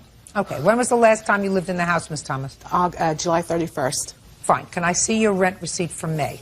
Did not pay the rent from May till June. Why? You lived there in May. Yes, ma'am. The rent was due on the 15th of every month. Right. I paid April's rent from April 15th to May 15th. Right. We notified Mr. Lane that my husband's job was transferring him. First, we notified Mr. Brown when we paid April's rent that my husband's job was transferring him to Sarasota, Florida, which is 2 hours away from where we were living. He said, just let me know the date when you're going to be moving. Told Mr. Lane called. He said, I'll tell you what. He says, you paid half of May's rent, and I will return your security deposit if you're out before June the 15th. However, when I asked for a letter stating the fact, everything changed. He sent me a 3-day notice to vacate. Then he sent me another 3-day notice from a realtor company. So what? A month later. So what? Months later, you were supposed to be out. Why weren't you out in June? Because he didn't follow his agreement either. Why weren't you out in June? Because our house wasn't ready that we were moving to. And then why didn't you pay rent? We told him we were moving. And he said that... Just a second, I don't understand something. Just a minute. Miss Thomas, if what you're telling me is that you moved and that's why you didn't pay rent, that's fine. What you're telling me now is that you told him you were moving, but you didn't move because your house wasn't ready and you didn't pay rent. Just a second. Okay. Let's get to objective facts. Okay. Miss Thomas. Okay. Who is this? This is my daughter, Heather. All right. Is she a witness? Yes, she is. Fine. Then, unfortunately, she has to stay here. That's fine. If you live in an apartment or a house that doesn't belong to you, pursuant to a lease, if you live there, you have to pay rent. I agree. I don't want to hear any baloney about why you didn't pay rent. I never said I didn't know it. I owe him for May and June. Oh, well, that's not what you're saying here. I have it. Just a second. I don't see in here that that's what you say, that you owe him for May and June. Let me see. In June, we could no longer afford the premises. That's what you wrote in your answer. That's what you swore to. Mm-hmm. And also, we found out that my husband was being transferred in the latter part of July.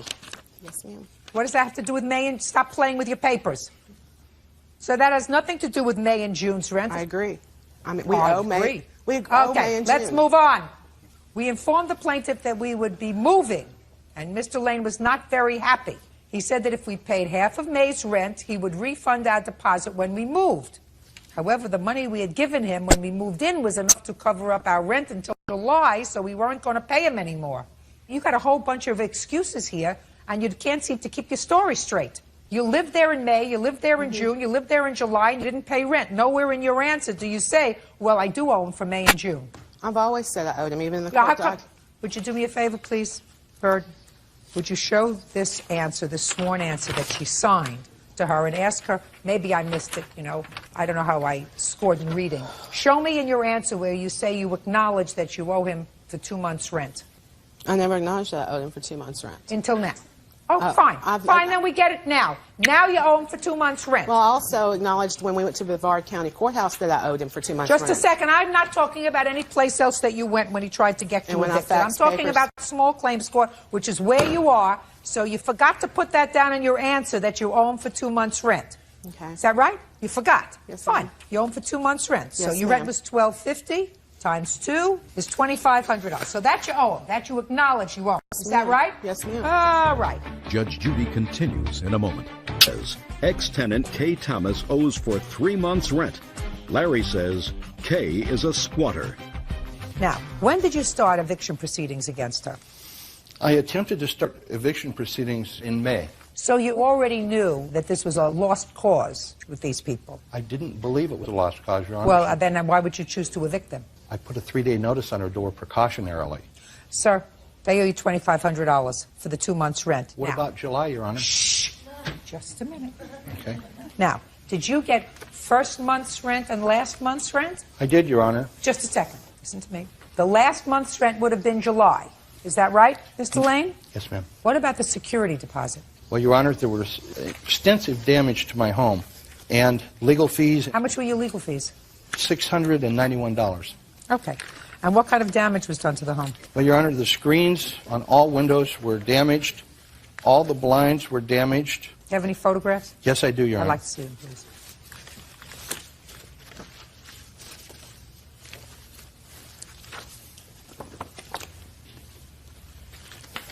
I also have receipts for blinds.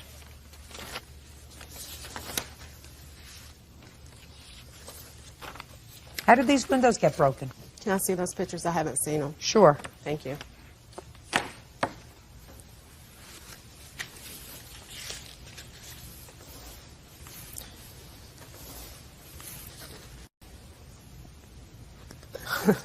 Your Honor, I have pictures also. I'd like the day to see them. before we moved in and the day we moved out. Would you like to see those? I would.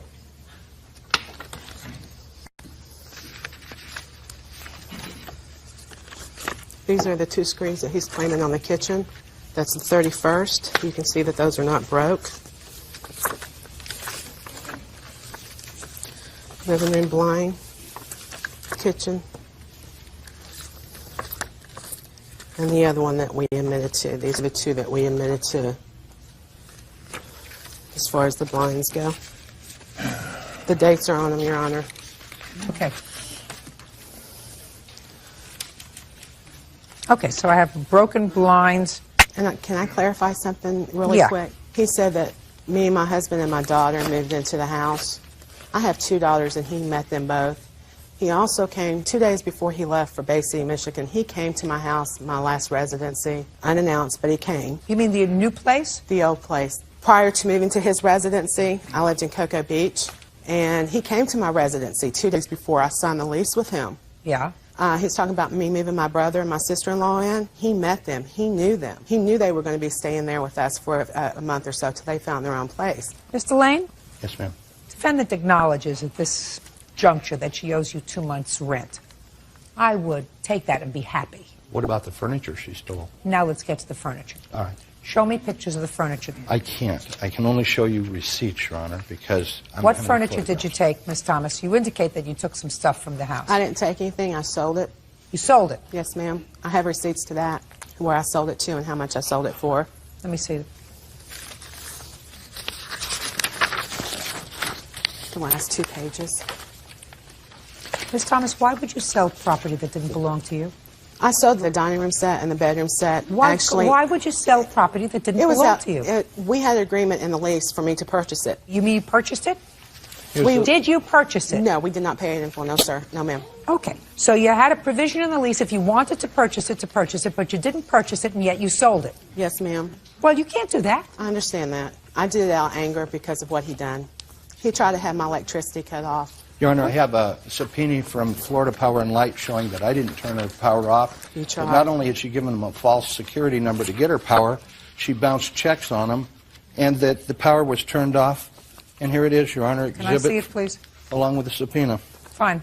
She also gave them a false address where she was moving to send the final bill. I corrected it for Florida Power and Light so they can collect from this deadbeat. Shh. You owe money? Yes, I'm paying them $75 a month. Yes, ma'am. For money that you owe them? Yes, ma'am. Well, I you made got to pay your arrangements. bills, madam. If you don't pay your bills, bad things happen. They turn off your lights, they turn off your Ma'am, water, they my turn off lights your were turned- electricity. That's what happens when you don't pay your bills. Listen, you can't sell property that doesn't belong to you. that. You didn't pay your electric bill. That's why you're paying $75 to make up what you owe them. Your Honor, her lights were turned off June 26th. Okay. Not interested in that. How much is this stuff worth, sir? Dining room table with a hutch, a wicker bedroom set, King-size bed, king-size bed. armoire. How much did she agree to pay in the lease for the things that she sold? She was going to pay $50 a month, but never consummated that. Just as, no, Mr. Lane. She was going to pay What- $50 a month and the balance on conclusion of the lease. The Okay, lease agreement shows $50 that. a month Paragraph 22, times page 12 is $600. 8. Yes, Your Honor. And the balance upon the termination of the lease, what was the furniture sold for, Mr. The Lane? furniture was sold for $1,250 $1,250 in total. total. Is Yes, that Your right? Honor. Mm-hmm. Is that right? That's correct. Then that's what you owe him. I understand that. Never said I didn't know him for it. Yes, you did. Show her the answer. She said the stuff he left in the house was a bunch of junk. I was referring to Just a second. I was referring to the refrigerator. Show me in here where It's you not in that acknowledge that you owe him money for the furniture that you sold. It's not in there, ma'am. Right. It's not in there. I was Now, referring to the refrigerator. Mr. Lane, Yes, ma'am. I would like you to give me whatever proof you have that the Thomas family are squatters and scammers. Please. So far, I would tend to agree with you. Your Honor, I did a background investigation, and I should have done this prior to it, but my grandson was in a hospital. This shows that she was evicted. This is a background investigation from the internet that shows 6 bad checks and cable fraud. Anything else? Yes, I do. She currently is in Bradenton, Florida, in a diversion program for first-time offenders for bad checks. And I don't know about anything else, Your Honor. I just knew Is that all this... correct? Are you The currently... bad checks, yeah, a bad check, yes, ma'am. It was the first time offender where I wrote a bad check, yes, ma'am. It was the first time you got caught. No. No, it's It was the first time you got caught. Your Honor, this account... I don't understand you, Miss Thomas. I don't understand why you believe. How old are you? 19.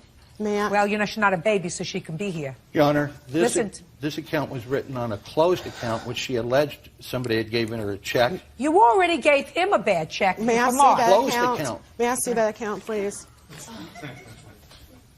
Yes, ma'am. And I took care of it. As soon as he told me that it had not been paid, I gave him the money. Care of it. Okay. Took it out of the account. I see it. So Your it Honor, wasn't she that told he... me that the check had bounced and yes, ma'am. Mr. Lane, Yes, how long ma'am. have you been a landlord? This was the first time I rented a piece of property, and I must have had stupid written right across my forehead. That's true. I understand. Your Honor, I have one other thing I'd like to say briefly. Go ahead. Your Honor, there was property in my garage, and when I reported my furniture missing to the police, they said it was a civil matter. They couldn't do anything. But the property that I had in my garage was a side-by-side refrigerator, a Craftsman lawnmower, and a power edger. She disposed of that equipment. I went back down to the police department. They sent me out to her house to inspect again to see if the property was moved indoors or in the backyard. And as I tried to go in, she had me arrested for battery. He was not arrested, Your Honor. He was never charged. She filed charges. I have police reports. Did you get your refrigerator back? No. And the you other get your- landlord,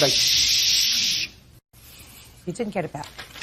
Did you get anything back that was in the garage? no, I didn't get anything back. Where's Not the even stuff? the keys to the house. Where's the stuff? I'm not talking about the keys. Where's the stuff? Can I explain what led up to that? I just asked you where the stuff is. It's gone. What do you mean it's Mr. gone? Brown. It went to the refrigerator ferry. Where did it go? We got the junk guy got it because it was no good. The gasket on it was broke. It wasn't keeping the air in. It was leaking water. He left it. He did not want it. Just a second. When did you get rid of it? July the 8th. Well, if it was bothering you, why didn't you get rid of it when you first moved in instead We of were July the 8th? we were in the process of cleaning out the house, getting everything done. We had talked to Mr. Brown. He said he was given to you, whatever. Mr. Lane didn't want it. Do whatever you wanted to do with it. Did you say that to her? No, ma'am. We Of even course cleaned not. it out. Of course not. Well, Your Honor. what you're supposed to do is also- I'm speaking. Yes, What you're ma'am. supposed to do is stop making excuses. I'm not making excuses, Well, Your you Honor. did. You made excuses. You made excuses to But me. he's saying I destroyed his house. He inspected the house on I'm July not the 21st. talking about the inspection of the house. I'm talking about several things. I'm talking about the rent that you owed him. I agree. For $2,500. Yes, ma'am. I'm talking about the furniture that you agreed to buy, which you didn't buy, which you sold. Yes, ma'am. So you owe him $1,250. I'm talking about the merchandise that was in the garage that you disposed of the same month that you moved out. The same month that you moved out. You didn't say to me, listen, he had all this junk in the garage and I was paying for the garage, so when we moved in, I got some junk guy to come over and get rid of it. You disposed of it the same month that you were moving. Ms. Thomas, you did the wrong thing. And what you're supposed to do, put that down. What you're supposed to do when you do the wrong thing, especially if you have a child here, is you're supposed to say, I did the wrong thing. I did. I meant I did that. Well, you didn't admit it to me in the answer. Judgment for the plaintiff in the amount of $5,000. That's all. Goodbye. What is our fee, Mr. The previous two landlords, she also squatted on them and sold their property, including a refrigerator as well. I would advise any landlord to look at property research records and make sure that they're talking to the exact reference, because she gave me false references in this case. I started to walk into the house to inspect it. She went like this in the doorway. My belly touched her belly, and next thing I know, I've got a officer wanting to arrest me for assault. If you're going to be a landlord, and if you haven't done it before, hire a property management firm. I am not a property manager. My office manager of the insurance agency is a great office manager, But he's not a property manager either. They know how to evict them, they know how to detect them, and they know how to background check them. I'm glad that I was able to come to Judge Judy because I know she's the only woman in this world that would be able to give these squatters the tongue lashing that they needed. Ex-boyfriend Derek Jones for personal property. Court come to order. All rise. Have a seat, please. Hello, Judge. Case number 2063, Martin versus Hancock Jones. Thank you. You're welcome. Mr. Martin, how old are you, sir? I'm 46. Who is this with you? This is my girlfriend, Kimberly. Case is not unusual, but sad. Mr. Martin, you had a long history of drug addiction. I did. From when to when? From 2002 until December 1st, 2020. I've been clean for 2 years on the 1st of December. Good for you. Thank you. Did you manage to get clean by going into a residential facility? I did, yes. How long were you in a residential facility? I was in 23 days in an inpatient facility, and I was just over a month in an outpatient facility. Are you currently working? I am. What kind of work do you do? I'm a production manager for a soap and bath bomb company. How long have you been working for them?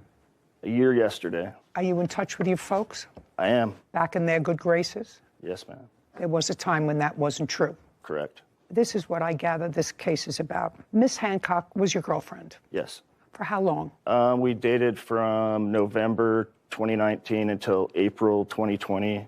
We separated for a few months and got back together in July 2020 and separated again in September 2020, so 7 months. And it would be a fair statement, sir, that the reasons that you separated on both instances is because you relapsed into using drugs. Yes. And it would also be a fair statement that the first time you left the house at the defendant's request, you were unsuccessful permanently from ridding yourself of addiction, but you thought you were okay and you asked her to take you back. Yes. And she did. Yes. And you would have to acknowledge to me that made her, A, a forgiving person. Very. And someone who cared about you. Yes. I say all that to you because it's not my job today to exacerbate what appears to be a strained situation, which I assume from your papers has resulted in a final protective order in favor of Miss Hancock, keeping you away from her for how many years? Permanently. That was resolved, and it was resolved in her favor probably, and I don't know this for certain, probably with a plea from you. Yes. And when you enter a plea, the judge always asks you, you understand your right to have a trial, you have a right to examine witnesses, you have a right to call witnesses, and by making this admission, it is the same thing as a guilty verdict. Correct. Judge did tell you that. Yes. I assume. I mean, I remember making those statements many, many times a long, long time ago. I'm surprised I still remember any of it. And you're supposed to remain away from her. Yes. So the first question I have, well, I know why you're here. You're here because you say the last time she threw you out, and she threw you out not only because she found drugs that you were using again, but she had a fear that you were selling drugs out of the house, and she couldn't be involved with that, which is perfectly legitimate. You would have to acknowledge that. Absolutely. You would also acknowledge, and I'm reading these papers sort of between the lines, your complaint, her answer, and the countersuit, that Miss Hancock had a child. Yes. A son. Yes. How old? When you were 15 at the time. And uber impressionable age, and the fact that you were abusing drugs in the house, it really exposed him to something that a teenager shouldn't be exposed to because his mother has feelings for that person who's drug addicted. Yes. And I assume you had warm feelings at some point for this 15-year-old. Absolutely. At the time, your parents had asked you to leave the house. I was living with my parents at the time. Jennifer asked me to move into the house because Mr. Jones had placed a GPS tracker on her car, and she was concerned about her safety with him. So you were dating at the time? Yes, I was living with my parents before I moved in, yes. Okay. Was that a happy situation? At the time it was, yes. It didn't get difficult for that. Moved away from that. And when you moved in with Miss Hancock, according to you, you were not paying rent. Correct. You were, in fact, working. I was. And according to, that's what you say in your papers. Yes, I bought things for the house. Yes. Those were exactly the words that you swore to. You said, I also spent over $10,000 on things for her place. Correct. In lieu of paying to live there. Correct. What things did you buy? I bought a dryer. Dryer? I put $1,200 into her son's Ford, fixing it. I bought... Okay, so you paid for some things for her son. What else did you buy for the house? We went to Costco several times and spent $1,000. Okay, so you towels. went, just a second. I'm not interested in Costco several times. Yeah. You know, you do use toilet paper, don't you? Absolutely. What else did you buy for the household? I bought a battery for a Ford car. I bought a Keurig. I bought a rug, towels. I paid for the vacations while we were together. I bought some home lights for the outside. Come on, keep going. What else did you buy? And what else did you buy for the house? So far, we're not close to $10,000. That's all. Well, you swore to the fact that you spent $10,000, that you bought things for the house in lieu of rent. So far, you've given me maybe $2,500. Okay. And that includes a couple of trips to Costco. So I want to know, what else did you buy for the house? Did you buy televisions for the house? I bought televisions. Just a second. How many televisions did you buy? I bought two. And how much were they? One was $1,700, the other one was $500. What else did you buy for the house? Those are the only items I remember buying for the house. Great. Now, what items do you claim that, because that's what this is about so far, what items do you claim that Miss Hancock kept that belonged to you when she told you to leave the second time? I have text messages saying... No, don't tell me text. I don't want to hear text messages. I want to hear what items you claim are your property that she kept when she told you to leave the second time. That requires things: a fishbowl, a guppy, a pair of shoes, a tie. And if you say any of those things, I'm going to throw you out of here because I don't waste my time over guppies. Yeah. So tell me what you are alleging that she kept. 2 TVs. Okay. An entertainment center. Just a second. You didn't tell me you told me you bought an entertainment center. What did you pay for the entertainment center? Originally, I paid $1,200. What else? I'm also asking for the return of a rehab center that she was kicked me out of, $2,500. Oh, don't be ridiculous. Keep going. Okay. And then 47 Nintendo 64 games. 47 what? Nintendo 64 games. So, Mr. Martin, because I'm going to make short shrift of this case, as you can see right now, and your girlfriend looks like a nice lady. I don't know why you're here. You seem to have problems with boyfriends. You got to start picking them better. I do. This one put a tracker on you. This one, you have a protective order permanently. You have to figure these things out before ultimately you get very hurt.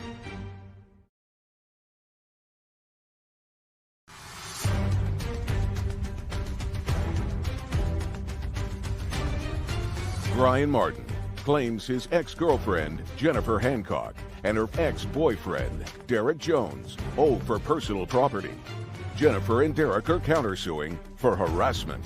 Okay, so far, all the things that you told me that you bought for the house barely add up to the $10,000 that you swore that you purchased for things for the house in lieu of paying rent. Do you understand? I do. If I may also add, when we were separated the first time, I sold my marital home for $47,000. I cashed it at my bank and I put it into an account with her that I was an authorized user on. I did not get that money back because she removed my name from the account. So that money also went to purchase things while we were together that were for the house. I don't remember specifically what we bought. It was close to $20,000 that wasn't returned. But Mr. Martin, I can understand that. But, you know, this is a court. Okay. This is not a guessing game. This is not a game show. If you're saying that because of whatever reason you put your money into an account that she had access to and you spent money together, I mean, it was a time that was a fog. Did Miss Hancock and or Mr. Jones ever return any property to you or to your parents' house? They did on November 20th. That was in 2021? Yes. What month in 2021 did they return things to your parents' house? It was November 20th to the 21st during the night. Were you present? I was not. I did not live there. So I would assume that you found out that that property was delivered to your parents' house from either Miss Hancock or your parents. My parents. And your parents aren't here today. They are not. Your girlfriend was not there when they were delivered. I have signed affidavits from them. From whom? From my parents about the property. Are your parents in any way disabled, or are either one of them in the military? No, my father was in the military, no longer. Well, that's the only reason you don't come in person to court if you're disabled, and I might accept an affidavit, or if you're unable to come to court by virtue of the fact that you're in the military. None of those things apply here, so I'm not taking any information that you have in an affidavit. Suffice it to say that they did, over a 2-day period, return a lot of property to your parents' house. Yes. And that, based upon my rough guesstimates, because you can't help me out anymore with that you swore in your complaint, Mr. Martin, that you spent in lieu of rent $10,000 Yes. in the home. Yes. And that was specifically because you weren't paying any of the household expenses. Yes. And all of the things that you added up to me, I don't know what 47 video games are, but I assumed that the 15-year-old played them more than you did. She says they were gifted to him. I don't know whether they were or they weren't. Certainly, if you want them back. Do you still have any of the video games? Yes, ma'am. Okay. And you want the video games, sir, or do you want to leave them where they are? I would like them. You would like them? Yes. Okay. Miss Hancock, I'm going to make this as easy as possible. I would like you, not the boyfriend, I would like you to pack up those video games. And do you live in the same town, area, whatever? Close enough. Is there a police precinct where you can drop them off? Yes. Do you know what precinct number that is? I don't know the number, but I'm happy to drop them off at Bountiful City Police Department. Got it? Yep. Within 5 days from today, package up the videos that you have. She's going to give you back your video, your 47 video games. Okay? Okay. Take a breath. You have to say it's over. Tell me about your new girlfriend. Are you living together? We are, yeah. She's great. I love her. She's great?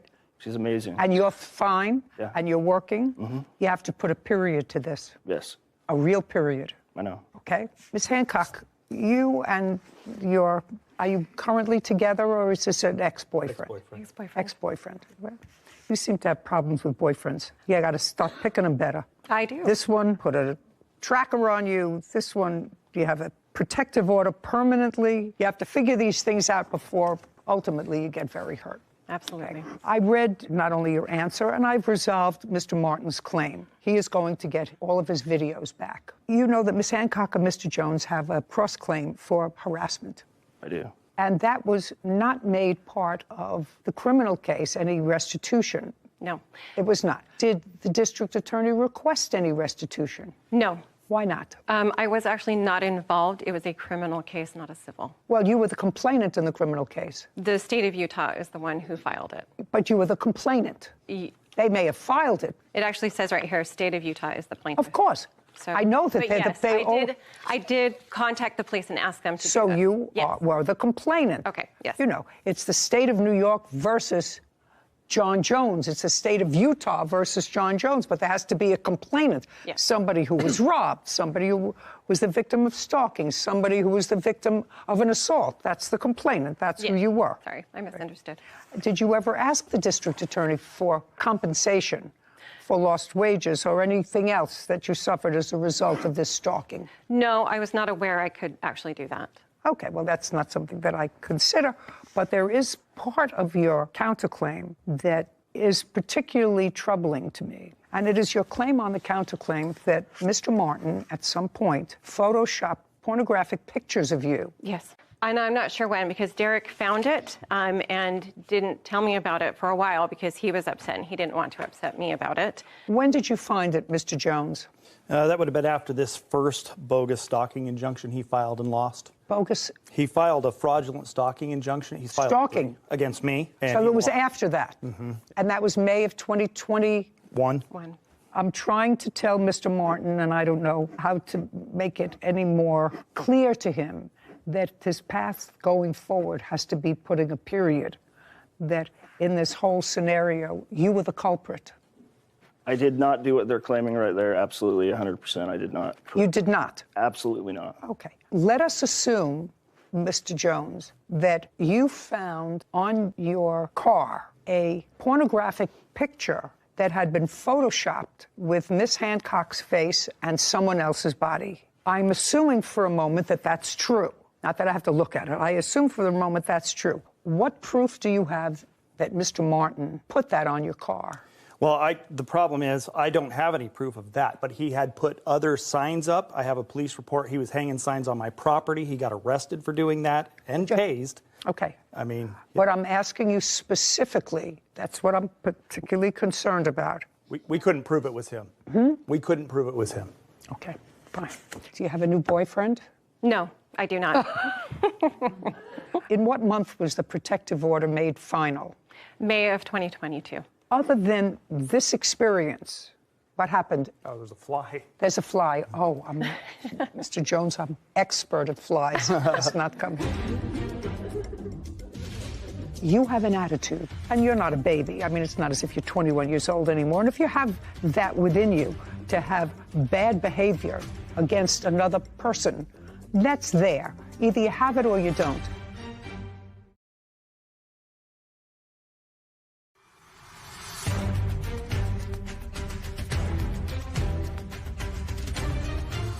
Brian Martin has accused his ex-girlfriend, Jennifer Hancock, and her ex-boyfriend, Derek Jones, of keeping his personal property. Jennifer and Derek are countersuing, claiming Brian was harassing them. Okay. Other than today's appearance, since that, Yes. tell me when. 5/7/2021, we called the police. No. Pay careful attention to my question, Mr. Jones. Between May of 2022 and today, have you had any contact with Mr. Martin? Just his files, his claims. He keeps filing protective orders against me. When was the last time he filed a protective order against you? Well, he tried filing one a week before this, and I have that A week as well. before what? Before this case. Okay. And I have What that police date? report. They told him no. Okay. So they didn't allow him to file it? That one. But he's filed several others.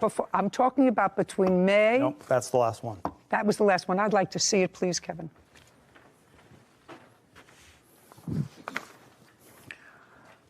Mr. Jones, do you have a protective order in your favor? I've tried. Not tried. No, I don't. You do not. Okay. Your Honor, I have a video of catching him stalking my house, hanging signs. We submitted that. We also have the police report that he was arrested that day and tased. And tased? Yep. I have that report right here as well. I'd like to see it.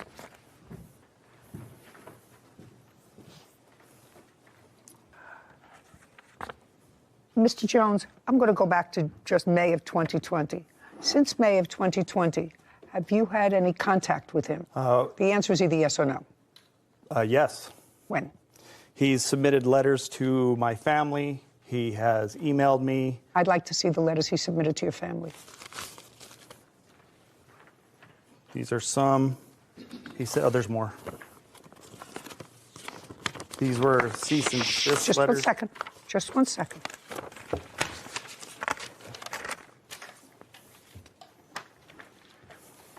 What's this? Mr. Jones texted me a text that says tweaker. He took it to my rental.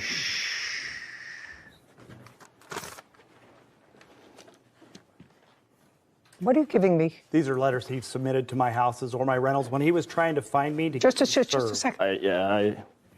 This was in relation. Mr. Jones had a temporary stalking injunction in place against him on February 7th, 2021. On May 5th, 2021, he was served that stalking injunction, and that is when the incident with the Bountiful Police took place that you're reading right now. Mm-hmm. He showed up to where I was getting my oil change. In addition to that, he has sent Facebook messages to my girlfriend that she's I'm here going to testify tell you. on. I'm going to tell you that. You see how calm you are? Not him. You understand that? Not him. Probably not him, but definitely not him. And I'm going to just suggest to both of you that neither one of you want any other legal action. You already have a lifetime protective order issued against you in favor of Ms. Hancock. Yes. So I'm just telling you, I'd stay as far away from him, Mr. Martin, as I possibly could. Go a mile out of your way rather than go anywhere near where he is. That's fine. That's what I'm doing now. ma'am. Mr. Jones, you have, and I've been around here for a long time, these kinds of buildings for a long time, you have an attitude I can tell you have an attitude. And things may have been bad historically, but you know your behavior wasn't perfect historically. You would agree with that with Miss Hancock, correct? Oh, absolutely. You would agree with that. Okay. And you're not a baby. I mean, it's not as if you're 21 years old anymore. And if you have that within you to have bad behavior against another person, that's there. Either you have it or you don't. And what I'm suggesting to you is that this is not going to be a good outcome if this animus continues. She's not your girlfriend anymore. He's got a new girlfriend. You don't have anything to do with him anymore. Nothing. If you have to travel a mile out of your way to avoid going anywhere where he gets lunch, coffee, a Jiffy Lube, or anything else, I would suggest that you do it. I've done that. He keeps filing protective orders. Good. Well, he can do that. So can you. And what I'm to try to temper it. If what you're going to do is to add fuel to this fire, then I think that it's really not a smart idea. Just gonna, yeah.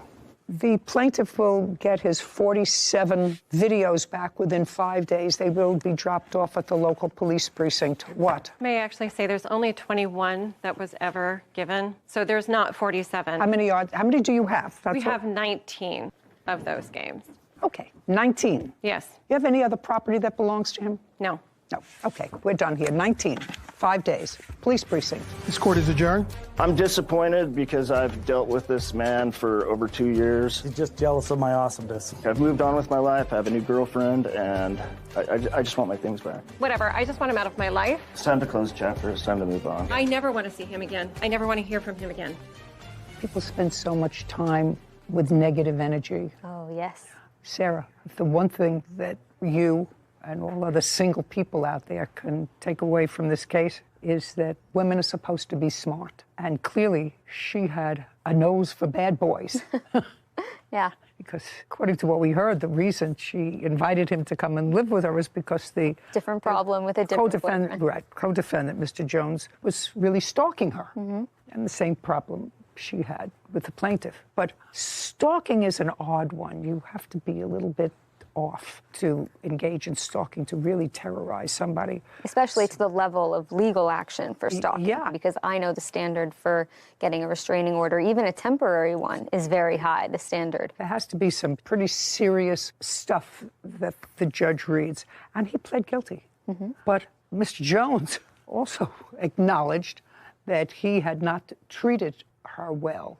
So it's always sad to me when perfectly reasonable women, sometimes because of their need to nest, will choose subpar mates. I think it's more important to hold on to your own energy than to allow it to seep into these negative wells that will just run you dry. You're out. Tracked. Court come to order. All rise. Have a seat, please. Case number 2030, Gordon versus Jackson Smith. Thank you. You're welcome. Miss Gordon, you're a wedding planner. Yes. You called her to plan a wedding that you were having in Las Vegas. Yes. Is your husband? Yes. The wedding was scheduled for what date? April 30th of 22.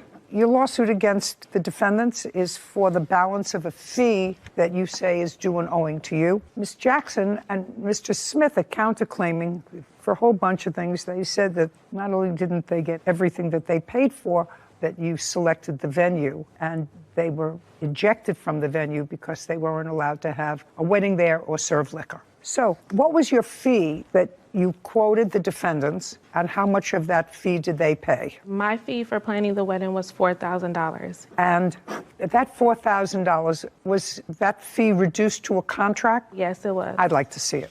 Okay.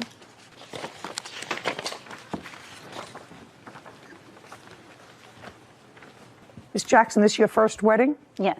And yours? Yes.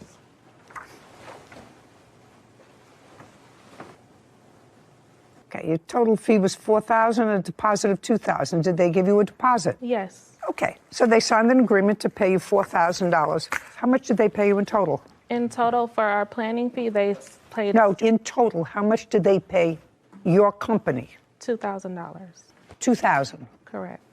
So how our company is set up is we're set up as an affordable payment plan for a wedding. So we set up our clients on a payment plan. So they also pay the expenses of all of their wedding through us. So you have to send them an invoice for what it was that you spent for the vendors. Correct. Okay. And then also the default of that contract states that if they miss payments, they have breached the contract. That's why we're here. Each of you is accusing the other of breaching this agreement. You say that they didn't finish paying you what they owed you, and they say you didn't furnish the services to them that they signed up for the wedding. They gave you $2,000, and the wedding was supposed to be held where? The banquet hall. Did you send them a deposit? No, because at that time she had not paid enough money. Just a second. The answer is no. You had not sent them a deposit. No. Had they sent you the deposit of $2,000? They sent me the deposit for our planning fee, yes. I'm talking about for your planning fee, $2,000. Yes. And how much was the deposit for? 50% of $16,000, which was $8,000. And where is the invoice for that you sent them? I don't have that invoice because she was not able to secure the venue. I read it. And from what I read in your complaint, the original venue that you secured, according to you, was rendered unavailable. That venue because she could not keep up with the payments and did not submit money for a deposit. The second venue was the R&R Event Center. That venue she lost because a pipe broke in the venue. Okay, just a second. R&R Event Center. And when was that taken? That was booked on March 11th, 2022. And I do have the invoice for that. And how much was it? $2,250. Okay, that's much better than $8,000. Okay. Did she put in a deposit? Deposit was made from the monthly payments that she makes towards her wedding. Show me invoices that you sent her every month. Yes, I have that. Well, I'd like to see them. This is the statement of the account. It lists all the invoices that she was sent on a monthly basis. So she paid you the $20,000 that was invoiced. Her wedding cost a total of $23,600. No, that's not what I said. Opening balance was zero. Invoice $20,451.57. Paid $19,356.57. That's what this says. Uncross your arms. Correct. No, that's so correct. She paid for everything. Now. No, she didn't pay for everything because, as I just stated, her wedding cost a total of $23,651. Let's go back to, because I see that we're not getting anywhere. Before her wedding, before anything happened, before she said, I do, and before he says, I take you, she paid practically $20,000, which was your original estimate and her budget for the wedding. There's a second. That's either a yes or a no. Before the wedding, your original budget that you were given by the defendant, I read the papers, was $20,000. So, and that's either a yes, I read the papers, or a no. Yes, that's the budget she stated she would like to stay around. But however, in planning a wedding, you cannot give an exact of how it's going to cost. I didn't say that. Madam, pay careful attention to me. I've made 16 weddings. I've had 16 event planners. I know exactly how it works, and I know exactly that you can't always predict to the $100 or $50 or sometimes $500 how much more the wedding is going to cost. It never costs less. That's not what I said to you. I said by the time the wedding took place, she had paid the vast majority of the original amount that she said she wanted to spend for the wedding. And that is accurate. She said she wanted... just a second. So the answer is no. That's what she wanted to spend, exclusive of your fee. Correct. Now, of your fee, she gave you an initial deposit, or they did, of $2,000. So that's either a yes or a no. She gave you $2,000. Did she ever pay you the other $2,000 for the fee? And the rest of the expenses that you want are the additional expenses over and above the $20,000 that... Stop shaking your head. Over and above what she originally said she wanted to spend. Correct. Now, I'm going to get to what happened just about a week before the wedding. Okay. You had booked a place. She had paid for the place, $2,250. Yes. And that was at R&R. According to you, something happened at R&R. Stop shaking your head. It's annoying. something happened at R&R. What happened at R&R and when? Correct. The wedding was scheduled to happen on April 30th. Tell me what happened at R&R. I was informed by Rico, the owner, sitting on that side, that a pipe had busted and the venue would no longer be available for usage on her wedding date. And on what date was that? It was around the week before her wedding, or 2 weeks before her wedding, sorry. Date? I don't have the exact date. You own, manage, or what, this R&R? I'm the owner of R&R Events Center. Okay, tell me your last name, sir. Cox, C-O-X. Do you remember having a conversation with the plaintiff about the venue? Yes, ma'am. Do you remember when it was? March 25th of 2022. Can you tell me what you said to her and what she said to you? We had a conversation. I'm like, hey, problem with my venue. I had a pipe that busted. I won't be able to host their wedding. Well, the reception, I should say. So I informed her I can put her in contact with other venues that I may know, or I could send her back the deposit. She asked for the deposit back. I sent the deposit back probably within the hour. How much was the deposit? $2,250? No, ma'am. How much was it? $1,125, which was half. So 50%? Yes, ma'am. So you sent her back the deposit? Yes, ma'am. Did you receive the deposit, Ms. Gordon? Yes, I did. The wedding wasn't until April 30th. So you had plenty of time. Well, not plenty of time. You had time to look for a new venue, or else they were going to have to change the date. Correct, and they found Just shh. What venue, you can sit down, Mr. Cox, thank you very much. What venue did you select? And had you ever used them before? No, I had not. I never worked with a challenge budget like this for a venue. If you don't like the budget, don't take the gig. Yeah, I won't. And that's where the reception was held. But that venue was not allowed to have this kind of party. I was not aware of that until the day of the wedding. That's your problem. The entire time. The wedding was not closed until after the wedding had already ended. So they used the venue regardless. Okay. Miss Gordon, it's your job as the event planner, which is what I don't understand you being here. It's your job as the event planner. They don't live in Las Vegas. That's your job to ensure that the place that you select is a venue that's capable of performing the duties that you outlined in your contract, which means they serve food, they're allowed to serve liquor, they're allowed to dance, they're allowed to host an event of how many people? It was supposed to be 120, but all of my guests didn't get their invitation. So. Okay, so over 100 people. Your Honor, it wasn't that they were not allowed to have the wedding there. They were allowed to have the wedding there. What they were not allowed to do was the business was not allowed to operate after a certain time, and that is what the business owner produced to us. Just a second. You want to show me a contract that she signed with that business owner? Ms. Gordon? Yes, I do. Yeah, I would like to see the contract that you signed with this business owner.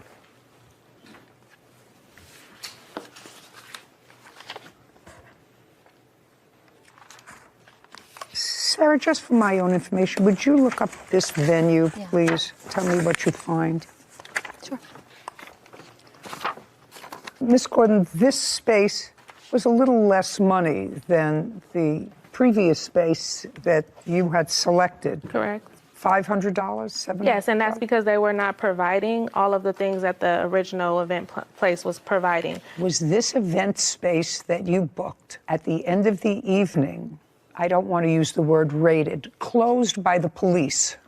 That's either a yes. Did the police arrive at this venue? Yes, they did. Okay. And what time did the police arrive at the venue? They arrived at 9:30. Is there a police report that anyone has? No. And how many parties have you done where police arrived at the end of an evening or during the course of an evening in the 2 years that you've been in Las Vegas? Never. And the police arrived at this wedding not because anybody was creating a disturbance, there weren't shots fired. Well, no, that is why. Wedding planner Tara Gordon claims her former clients, Beatrice Jackson and Nicholas Smith, owe for the balance of their wedding. Beatrice and Nicholas are countersuing for breach of contract. Okay, police arrived at this wedding not because anybody was creating a disturbance, there weren't shots fired.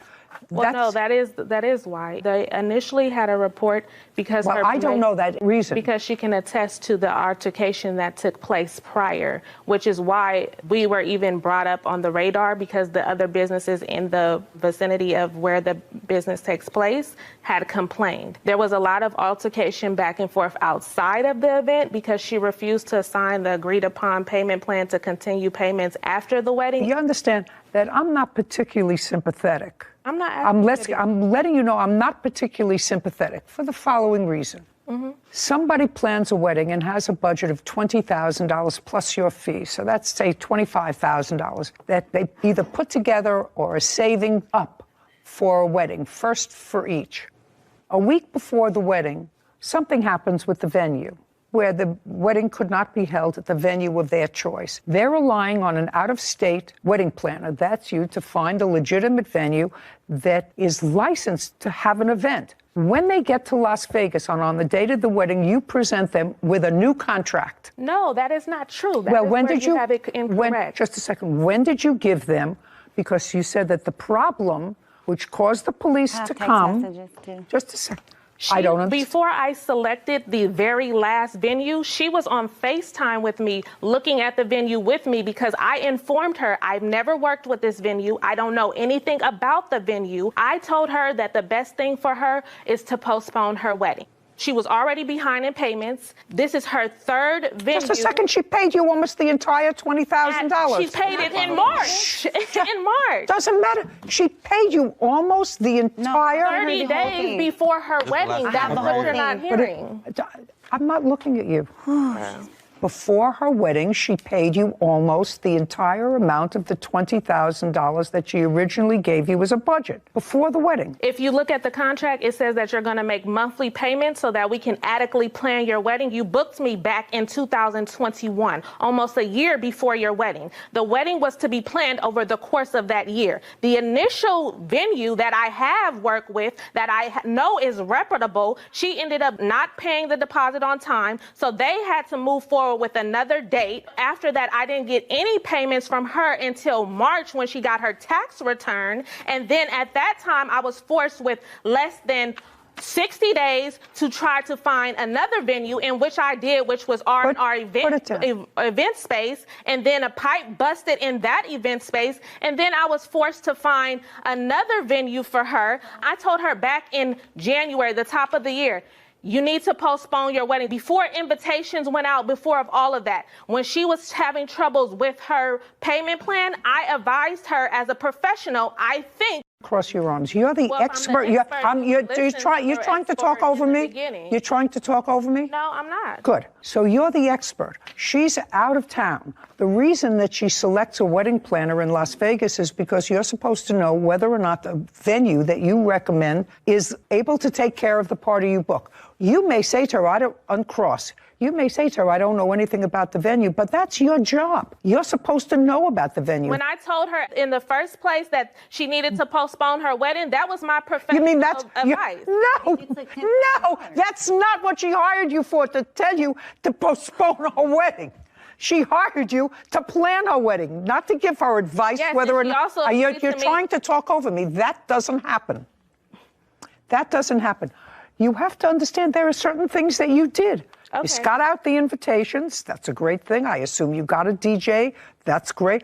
All of those things. The wedding itself, to me, was problematic. If my wedding ended with the police coming to the venue, and it turned out that the venue was one where you weren't allowed to have that kind of an event, I would be annoyed at the wedding. They were allowed to have a wedding. No, they weren't. The police officer. The contract clearly states that. I don't care what it states. That's not what the police officer said. And you know, because you have a police. I don't care what it states. I don't care what it states. You started to tell me before that the reason the police came there is because there was an altercation about you giving her another contract on that date, and there were words outside, and people were complaining, other people who were in the air. That's not what I said. What did you say? The night before her wedding, I explained to her. I want to know what's happened on the date of the wedding. Just a second. Can you let me finish so I can articulate? I want you to go because I have a limited amount of time and I'm getting very old. I thought what you said to me, and you're going to read this back. is that the reason the police were drawn to the venue is because of the arguments outside. Correct. With,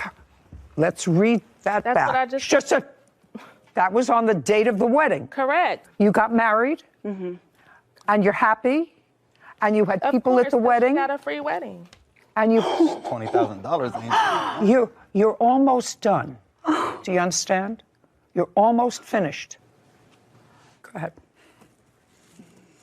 We were brought up on the radar because the other businesses in the vicinity where the event took place had complained. There was a lot of altercation back and forth outside of the event because she didn't agree to sign the payment plan. Okay.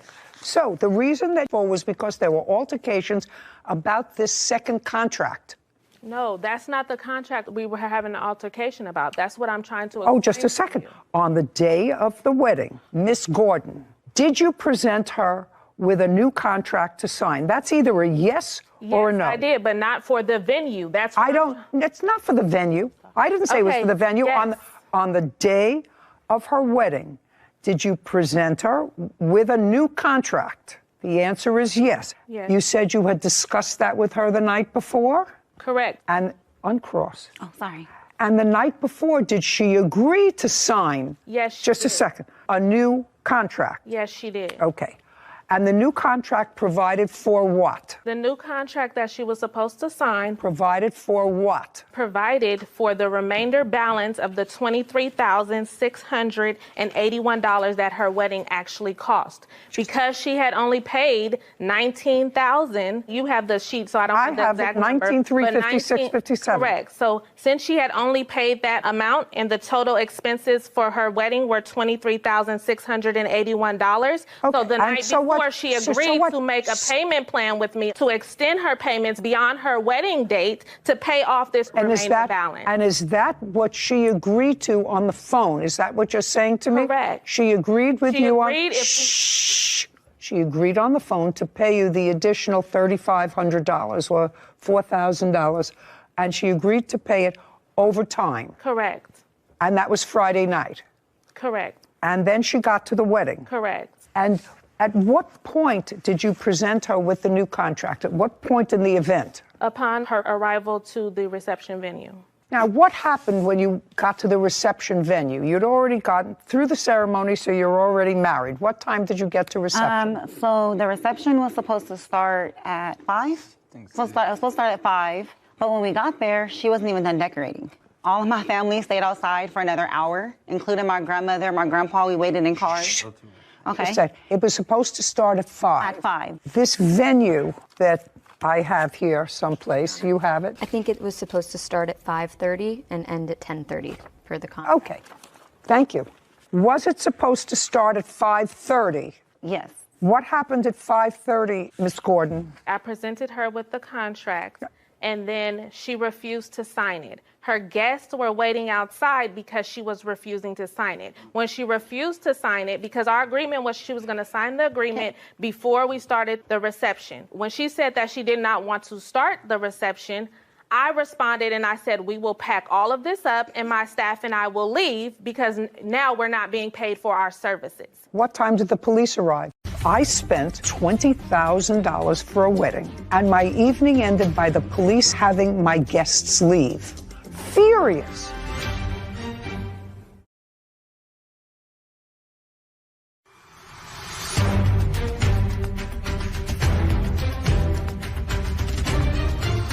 Wedding planner Tara Gordon has accused her former clients, Beatrice Jackson and Nicholas Smith, of refusing to pay the remaining wedding balance. Beatrice and Nicholas claim Tara booked an illegal venue for their reception. So, what time did the police arrive? The police arrived at 9:30. And did the police tell everyone to leave? Yes, they did. And told everyone that they had to leave? They arrived and they told me that everyone had to leave. Whether they told you or whether they told them, they Yes. said the place had to be clear. Correct. And that was an hour before the termination of the event. So at the end of the event was... The event was supposed to end at 10:30. Police arrived at 9:30. That's according to you. That's an hour short of the event time she was supposed to have at the venue. No, the event was supposed to end at 9:30. This is her timeline of events that was supposed to take place. This is the contract. That's the time that I have the venue too. I have to clean up. The agreed upon timeline is here. The wedding was supposed to end at 9:30, giving me an hour to clean up. I'll take a look at what you have. I'm just telling you that this is the signed contract. That's signed between me and the venue because they were giving me an extra hour to clean up. That doesn't say that in here. Because I booked it for a timeline. I booked it from 5:30 to 10:30. I outlined everything that takes place. It ended at the last song of the night was at 9:30. And she went through the last song. We made it through the last song of the night on time. Could I take a look at that? I just can't wait till it's my turn. Well, the last song of the night was supposed to start at 9:30. Yes, and it started earlier because we made it through and she was done dancing. And by the time the police came, it was just mingling and dancing going on. So she had made it through her entire wedding reception is what I'm trying to state. Yes, Mr. Cox. Please. Hey, Your Honor, I'm back. That's not true. The police actually came at 9 o'clock and... Were you there? I was the DJ. You were the DJ? Yes, ma'am. Oh. That didn't get paid. Don't. Oh, he got Don't. paid. He got paid. Speak. So the police arrived at 9 o'clock. That's correct. And what happened when they arrived, Mr. Cox? So by the way, did you know them before the wedding? No, ma'am. Did you know? I'm not talking to you. I'm talking to him. She booked your services. Yes, ma'am. And how much were your services for the night? My DJing services were $500. Were you paid? No, ma'am.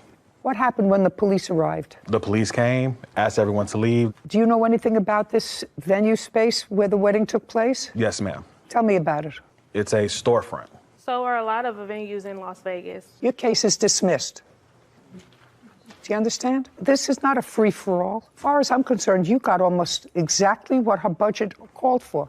And I have one vendor that wasn't paid. Because she didn't pay. It's clear. Well, how do I know that you paid the other vendors? At least I know one vendor that you didn't pay, and she paid almost $20,000. They got paid because, okay. I have two things. I have one vendor that's here that wasn't paid. You were paid almost $20,000. The balance, part of it, is for your fee. Part of it is my for... fee was not...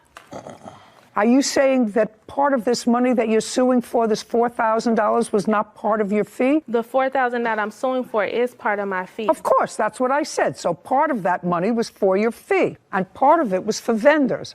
I have one vendor here who says he wasn't paid. Well, I have receipts from other vendors if you like to see.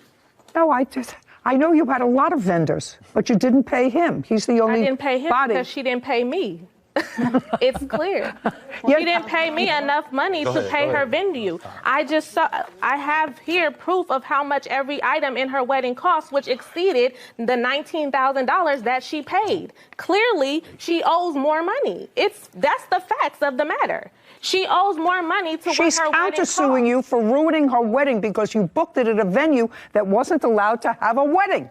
She's got a counterclaim for far more than your claim. Bottom line is, she picked a wedding planner, she picked a venue, she tacitly approved this change of venue. Both of you had to at the last minute, but you did that relying on the wedding planner to find a venue that was capable to hold the event. And it wasn't.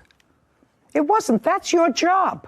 Your job is to find an appropriate place so that the police don't raid a wedding a half hour before it's over. That's not the way a wedding is supposed to end. So what I want you to tell me is you're suing her for $4,300. How much of that $4,300 is your fee? $2,000. And you didn't pay him? No. So that's $24 minus $500. You didn't pay him because you have to pay him. I paid him. Part of it was to pay him. I'm deducting it. Okay. I'm not paying you for your fee.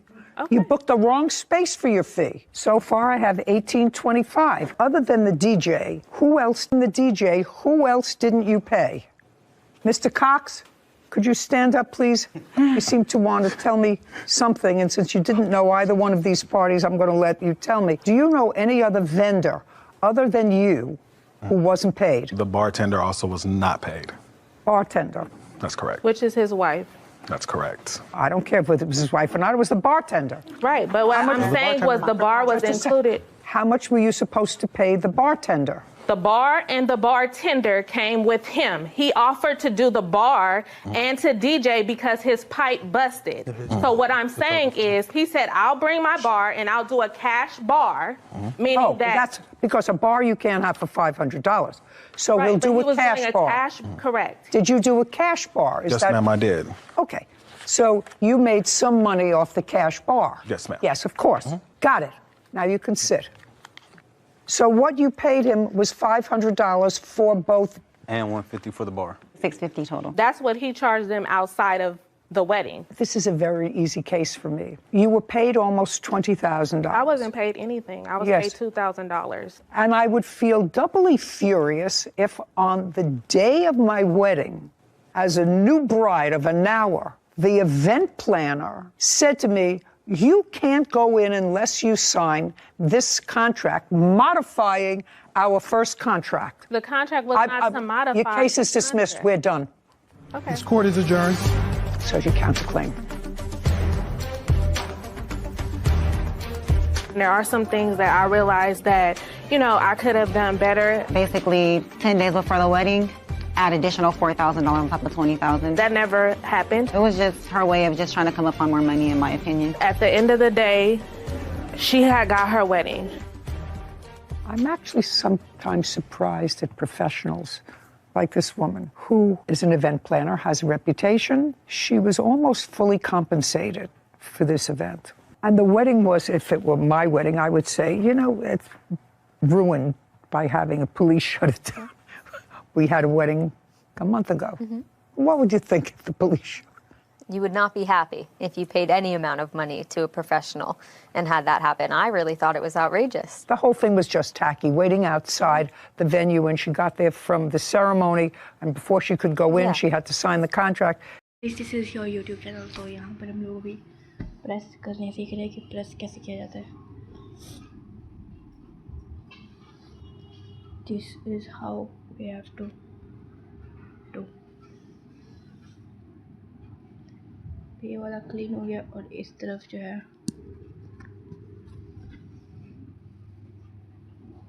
Marks है.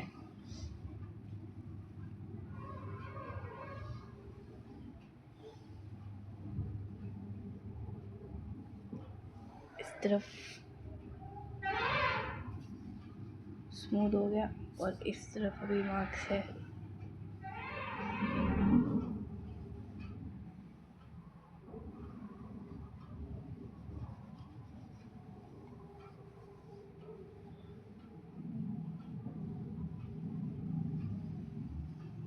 तो इस तरह से iron किया जाता है, press किया जाता है. ऐसे आप भी अपना बिजनेस शुरू कर सकते हैं प्रेसिंग का.